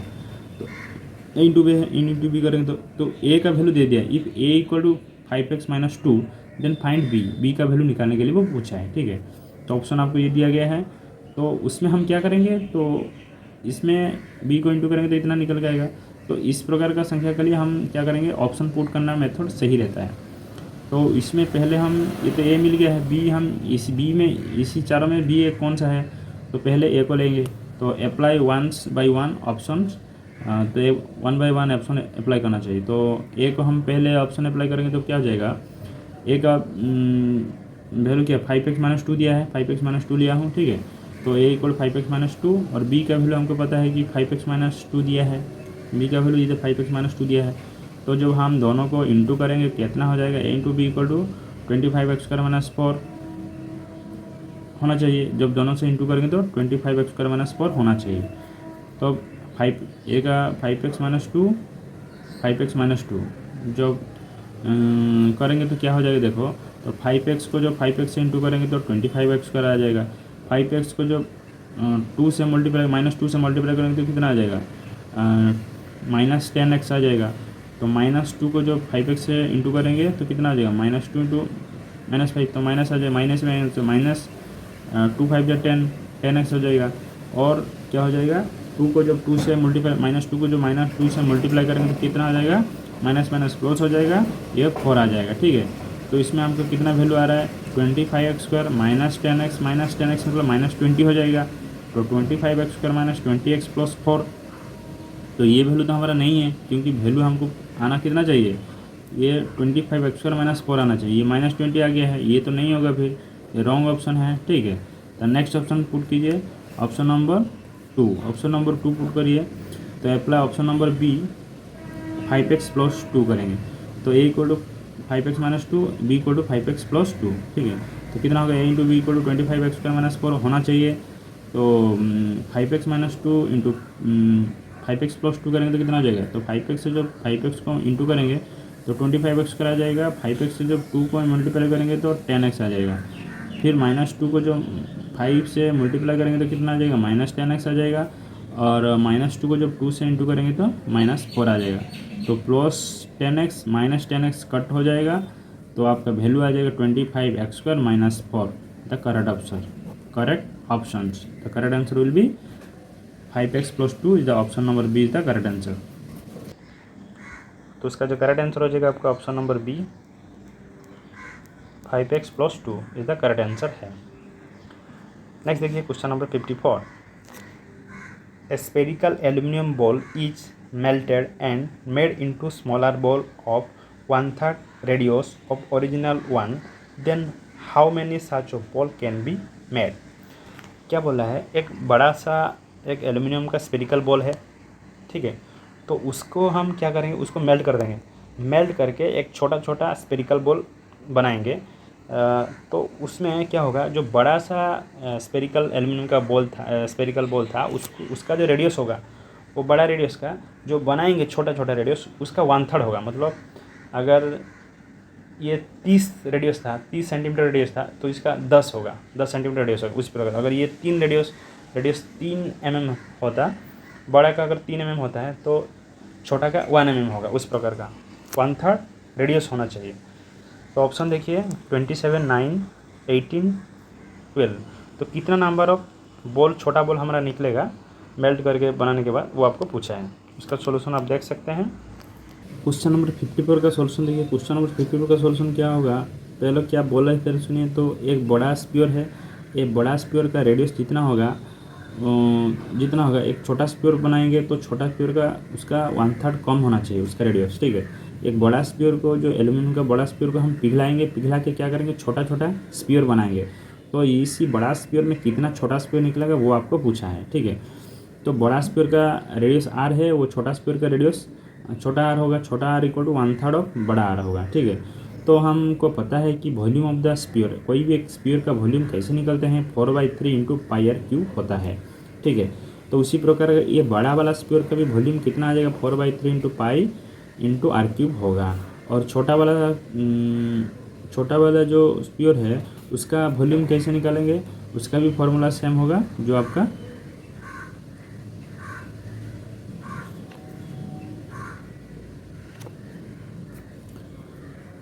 छोटा वाला स्पीयर का जो वॉल्यूम कैसे निकलेगा, उसका भी फॉर्मूला सेम होगा। Volume equal to 4/3 pi into छोटा आर क्यू होता है, क्योंकि हम इसके बदले में क्यू लिखेंगे 1/3 बड़ा आर लिखेंगे, तब हमको कैलकुलेशन इजी होता है, ठीक है। तो देखिए हम ये 4/3 इंटू पाई, 4/3 इंटू पाई तो कॉमन है, ये दोनों में इंटू हो रहा है, तो इसका वैल्यू जो भी होगा बराबर आ जाएगा। उसमें मतलब इसमें भी इंटू होगा, इसमें भी इंटू होगा, तो वो तो हमारा डिफरेंस नहीं आता है।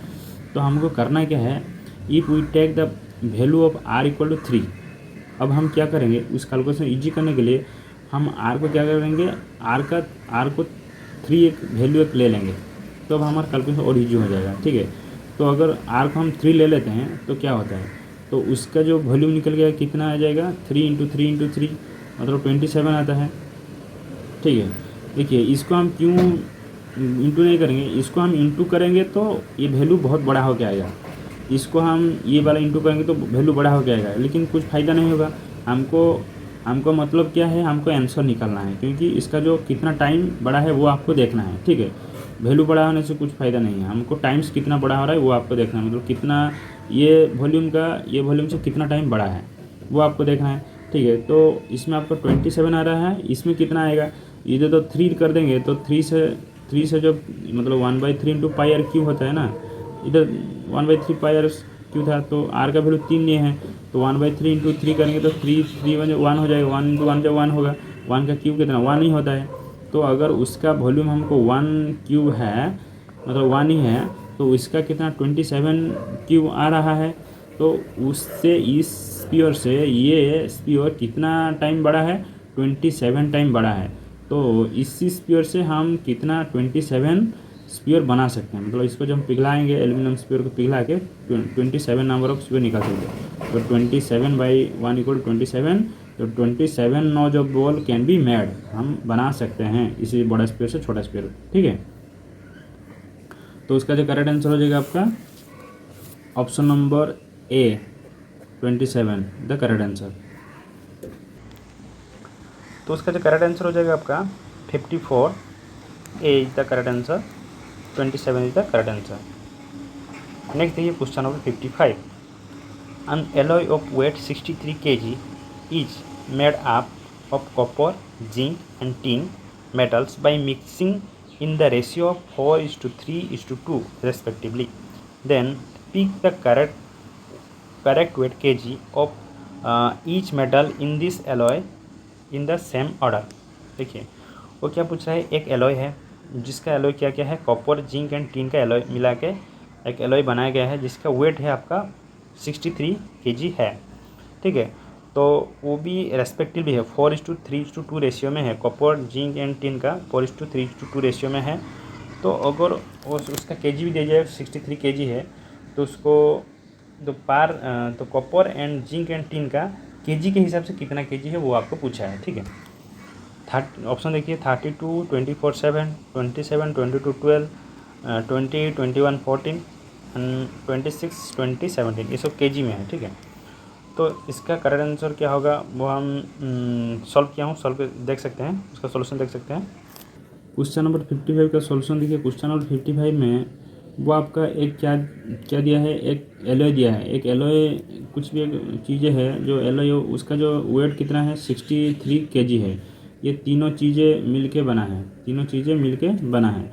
तो वो तीनों चीज़ों मिला के मतलब क्या क्या मिला गया, copper and zinc and tin मिलाया गया है। उसका रेशियो दे दिया 4:3:2 भी रेशियो दे दिया है। तीनों इसी रेशियो में आपको मिला के इसको बनाया गया है। 63 kg का एक एलॉय पार्ट बनाया गया है। तो उसको क्या बोला है, उसका जो रेस्पेक्टिवली है, मतलब इसका जो रेशियो एकदम बराबर है, सेम है। तो उसका केजी में ये 63 kg है, तो ये कितना केजी है, ये कितना केजी, ये कितना केजी, वो आपको पूछा। ये बहुत ईजी है, क्योंकि हम क्या करेंगे, एक्स ले लेंगे, मेटल को एक्स ले लेंगे, ठीक है। और कितना केजी हो रहा है वो एक्स लेंगे, 4x + 3x सभी को एक्स लेना है, 4x + 3x + 2x ले लेंगे। मतलब रेशियो तो है उसका, एक मेटल को हम एक्स ले लेंगे तो कितना हमको ईजी हो जाएगा निकालने के लिए उसका वैल्यू। तो उसी हिसाब से है, तो टोटल कितना हो रहा है, इक्वल टू 63 kg हो रहा है, ठीक है। तो 4x + 3x + 2x equal 9x हो रहा है, 9x 63 kg होता है। तो दैट इन बाई एक्स का वैल्यू निकल के आ जाएगा, x इक्वल टू 63/9 हो जाएगा। जब 63 को 9 से कट करेंगे तो कितना हो जाएगा, 7 आ जाएगा। तो 7 क्या आया ना, 7 जो आया आपका x का वैल्यू निकल के आया। तो x का वैल्यू 7 आ गया, तो उसी हिसाब से तो 4x + 3x, चल 4x = 3x = 2x equal to कितना आ जाएगा, 28 kg और 21 kg और 14 kg, ठीक है। उसी kg के हिसाब से हमारा एलॉय है इस मेटल में। तो सबको जोड़ देंगे तो भी कितना आ जाएगा, 63 kg आ जाएगा, ठीक है। तो 28, 21, 14, तो ऑप्शन देखिए 28, 21, 14, आपका option number C is the correct answer. उसका जो करेक्ट आंसर हो जाएगा आपका ऑप्शन नंबर सी, 28, 21, 14 का करेक्ट आंसर। नेक्स्ट देखिए क्वेश्चन नंबर 56। क्वेश्चन नंबर 56 में क्या पूछ रहा है, weight of 75 m3 volume of metal is 150 gram, then find the weight of 300 m3 volume of same metal. Option देखिए 300 ग्राम, 900 ग्राम, 500 ग्राम, 600 ग्राम। क्वेश्चन में क्या पूछ रहा है, 75 m3 वॉल्यूम का एक वस्तु का, अगर एक मेटल का उसका जो मास आ रहा है कितना 150 ग्राम आ रहा है, तो 300 m3 वॉल्यूम, सेम मेटल है, मेटल सेम है तो वॉल्यूम के हिसाब से उसके ग्राम भी सेम ही आएगा, मतलब हिसाब से आएगा। रेट ऑफ मास भी सेम आएगा ना, मतलब 75 का अगर 150 हो रहा है तो 300 का कितना वो आपको पूछा है, ठीक है। उसका सॉल्यूशन हम देख सकते हैं। 56 का सॉल्यूशन देखिए। 56 का सॉल्यूशन क्या होगा, दो वस्तु है दो वस्तु है, जैसे कि आपका ये एक वस्तु है, ये एक वस्तु है, सेम मेटल है, ये दोनों सेम मेटल है। अगर एक वस्तु का वॉल्यूम कितना है 75 m3, हम ऐसा फिगर बनाए, ऐसा कुछ फिगर दिया नहीं, हम ऐसा मानते हैं कि कोई भी एक फिगर ऐसा हो, कोई वस्तु हो सेम अलग दिखता हो, कोई दिक्कत नहीं, उसका वॉल्यूम अलग होना चाहिए, ठीक है। ये छोटा वॉल्यूम है, ये बड़ा वॉल्यूम है, ठीक है। तो एक इसी वॉल्यूम का एक सेम मेटल का अगर उसका जो मास होता है कितना होता है, मास होता है आपका, ये मास है, मास कितना है 150 ग्राम होता है, ठीक है। अगर 75 m3 वॉल्यूम का सेम मेटल का चीज़ अगर 150 ग्राम हो रहा है, तो 300 m3 वॉल्यूम का सेम मेटल का कितना ग्राम होगा वो आपको पूछा है। तो सेम मेटल है, डेंसिटी इसका जो सेम मेटल है तो डेंसिटी भी कितना सेम है, तो कोई दिक्कत नहीं है। तो इसी फॉर्मूला के लिए क्या होगा, वज्रगुणन अप्लाई होगा। तो मतलब इसको हम x पकड़ लीजिए, जो वैल्यू आएगा x ग्राम आएगा, तो x मतलब क्या हो जाएगा, तो x × 75 x² हो जाएगा, और सॉरी x × 75 और 300 × 150 हो जाएगा। तो 300 × 150 डिवाइडेड बाई 75, तब x का वैल्यू निकल के आ जाएगा। तो X equal to 300 into 150 divided by 75, तो काटेंगे तो कितना हो जाएगा 75 फोर जा 300 और 150 इंटू फोर जा 600 ग्राम। 600 gram is the correct answer, जो आपका option number D is the correct answer. Option number D 600 gram is the correct answer. तो उसका जो करेक्ट आंसर हो जाएगा आपका 56। Option number D is the correct answer 600 gram. Next देखिए question number 57। Question number 57 में क्या बोला है, the friction force exerted by air on a moving body is called dash. देखिए कोई भी वस्तु जब एयर में ट्रैवलिंग करता है या गति करता है, मूव होता है, उस समय उसके ऊपर एक फोर्स एक्जर्ट होता है, उसी फोर्स को क्या बोला जाता है वो आपको पूछा है। तो ऑप्शन देखिए, प्रेशर, ड्रैग, लिफ्ट, बाउंसी। ठीक है, प्रेशर नहीं होगा, लिफ्ट नहीं होगा, बाउंसी तो वाटर में लगता है, मतलब वाटर में लिक्विड में लगता है। तो उसमें जो करेक्ट आंसर मतलब जो फ्रिक्शन का जो फोर्स लगता है कौन, उसको बोलते हैं ड्रैग बोलते हैं, ड्रैग। जो option number B is the correct answer, DRAG, drag is the correct answer. Next देखिए क्वेश्चन नंबर 58। क्वेश्चन नंबर 58 में क्या बोला है, a force of 300 newton is applied at the end of spanner which effective length is 15 centimetre, then the find the torque applied. एक spanner है, उस spanner में आप 300 न्यूटन का एक फोर्स अप्लाई किए एंड में, स्पैनर का एंड में, और उसका जो इफेक्टिव स्पैनर का इफेक्टिव लेंथ है आपका 15 सेंटीमीटर है, तो हमारा टॉर्क कितना अप्लाई हो वो आपको पूछा है। ठीक है, बहुत सिंपल है। तो ऑप्शन देखिए 20 newton metre, 19 newton metre, 45 newton metre, 11.25 newton metre. इसका सॉल्यूशन आप देख सकते हैं। क्वेश्चन नंबर 58 का सॉल्यूशन देखिए। क्वेश्चन नंबर 58 का सॉल्यूशन क्या होगा, वो हमको फोर्स दे दिया है, फोर्स दे दिया है 300 न्यूटन, और effective length of the spanner दे दिया है आपका 15 सेंटीमीटर। ठीक है, 15 सेंटीमीटर दे दिया है, बट हमको पूछा है टॉर्क कितना, वो आपको पूछा है। पहले तो आपको टॉर्क का फॉर्मूला याद होना चाहिए। टॉर्क इक्वल टू, टॉर्क का यूनिट ऐसा यूनिट क्या होता है, न्यूटन मीटर होता है। तो टॉर्क का जो फॉर्मूला क्या होता है, force into length of the spanner होता है। Force into length of the spanner करेंगे तो टॉर्क हमारा निकल के आ जाएगा। तो फोर्स आपको दे दिया 300 न्यूटन और लेंथ आपको 15 सेंटीमीटर दिया है। तो 15 सेंटीमीटर है, बट हमको यूनिट कितना है, मीटर में निकालना है। तो ये सभी मीटर में है, देखिए मीटर में यूनिट है, तो हमारा मीटर में होगा, तो ये मीटर में हम कन्वर्ट कर देंगे। 15 सेंटीमीटर मतलब क्या होता है, 0.15 मीटर होता है। ठीक है, तो टॉर्क का क्या जाएगा, 300 न्यूटन इंटू 0.15 मीटर्स, तो इक्वल टू 300 इंटू 15/100 क्यों होगा, क्योंकि 0.15 है, 0.15 मतलब 15/100 होता है। तो 0 कट हो जाएगा, ये 15 3 जा 45, तो 45 newton metre is the correct answer. 45 newton metre is the correct answer, जो आपका दे सकते हैं option number C, 45 newton metre is the correct answer. उसका जो करेक्ट आंसर हो जाएगा आपका option number C is the correct answer, 45 newton metre is the correct answer. Next देखिए, what is the Young modulus of mild steel. Mild steel का Young modulus कितना है वो आपको पूछा है। 21 into 10⁹ newton per metre square, 210 into 10⁹ newton per metre square, 70 into 10⁹ newton per metre square, 7 into 10⁹ newton per metre square. तो उसका जो करेक्ट आंसर हो जाएगा आपका option number B, 210 into 10⁹ newton per metre square is the correct answer, जो आपका young module होता है। Which is center of gravity of right circular cone of height h from the base। अगर नीचे से देखा जाए तो एक सर्कुलर कौन का सेंटर ऑफ ग्रेविटी कहाँ से आएगा वो आपको पूछा है। ठीक है, तो h/2, h/4, h/3, 2h/3, तो इसका जो करेक्ट आंसर हो जाएगा आपका option number B, h/4 is the correct answer. हाँ दोस्तों, इस टेबल में आप देख सकते हैं 5 फिगर है, 5 वॉल्यूम का फिगर है। तो उसी शेप का जो मटेरियल होता है उसका जो सेंटर ऑफ ग्रेविटी किधर आता है वो आप पता कर सकते हो। तो याद रखने के लिए ये है। ठीक है, तो देखिए पहले सिलेंडर दिया है, सिलेंडर शेप ऑफ वॉल्यूम देखिए, उसका सिलेंडर का शेप ऑफ वॉल्यूम अगर ऐसा रखते हैं तो उसका जो सेंटर ऑफ ग्रेविटी, पहले तो सेंटर ऑफ ग्रेविटी मतलब क्या होता है, देखिए कोई अगर इस फर्स्ट सिलेंडर फिगर है, सिलेंडर फिगर में जो सिलेंडर का जितना भी मास है उसका जो एक वेट होता है, तो उसका वेट किस पोर्शन में आपको ग्रेविटी के मतलब इसका जो वेट किस पोर्शन में आपको पड़ता है वो आपको बोल रहा है सेंटर ऑफ ग्रेविटी होता है, ठीक है। तो अगर उसी सिलेंडर को हमको एक सपोर्ट देकर रखना है, अगर ऊपर बैलेंस करके रखना है, तो किस पोर्शन में आपको सपोर्ट देना होगा ये आपको पता करना चाहिए।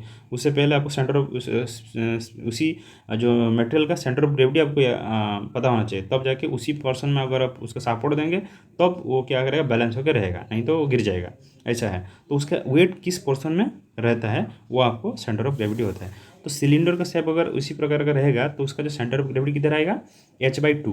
अगर जितना हाइट होगा उसको डिवाइड बाई 2 करेंगे तो उस पोर्शन में उसका सेंटर ऑफ ग्रेविटी होता है। और क्या है, स्पीयर का कैसा होता है, स्पीयर का उसका सेंटर में ही आएगा, r जो रेडियस है पूरा r वो सेंटर में ही आएगा, ठीक है। और हेमिस्फीयर में कैसा आएगा, हेमिस्फीयर में और इस प्रकार का शेप है तो उसका 3r/8, जो उसका जो r जितना है 3r/8 जहाँ उसका पड़ेगा उधर ही आपको उसका उस पोर्शन में आपका सेंटर ऑफ ग्रेविटी आएगा, आपका उसी पोर्शन में आएगा, ठीक है। हमारा जो क्वेश्चन था उसमें कैसा था, कौन था, मतलब राउंड सर्कुलर कौन शेप था। तो राउंड सर्कुलर कौन का जो ये वाला फिगर में जैसा h/4 दिया है, तो हाइट का जितना हाइट है उसका डिवाइडेड बाई 4 करेंगे तो उसी बॉटम से देखना है, फिर मतलब राउंड जिधर है तो उधर से देखना है, तो उस पोर्शन में आपका सेंटर ऑफ ग्रेविटी आता है h/4, ठीक है। और देखिए उसका जो अगर पिरामिड है, मतलब स्क्वायर पिरामिड है, तो भी क्या होता है उसका किधर आता है, वही r/4 होता है, h/4 होता है, h/4 जितना हाइट है, हाइट डिवाइडेड बाई 4 होता है। तो कौन का भी h/4 हाइट जितना है डिवाइडेड बाई 4 होगा तो वही आएगा, ठीक है। इस पेपर का 60 क्वेश्चन कंप्लीट हो गया है। उसमें अगर कुछ मिस्टेक है, कुछ आपका डाउट्स है तो आप कमेंट करके ज़रूर बताइएगा। और वीडियो देखने के लिए धन्यवाद।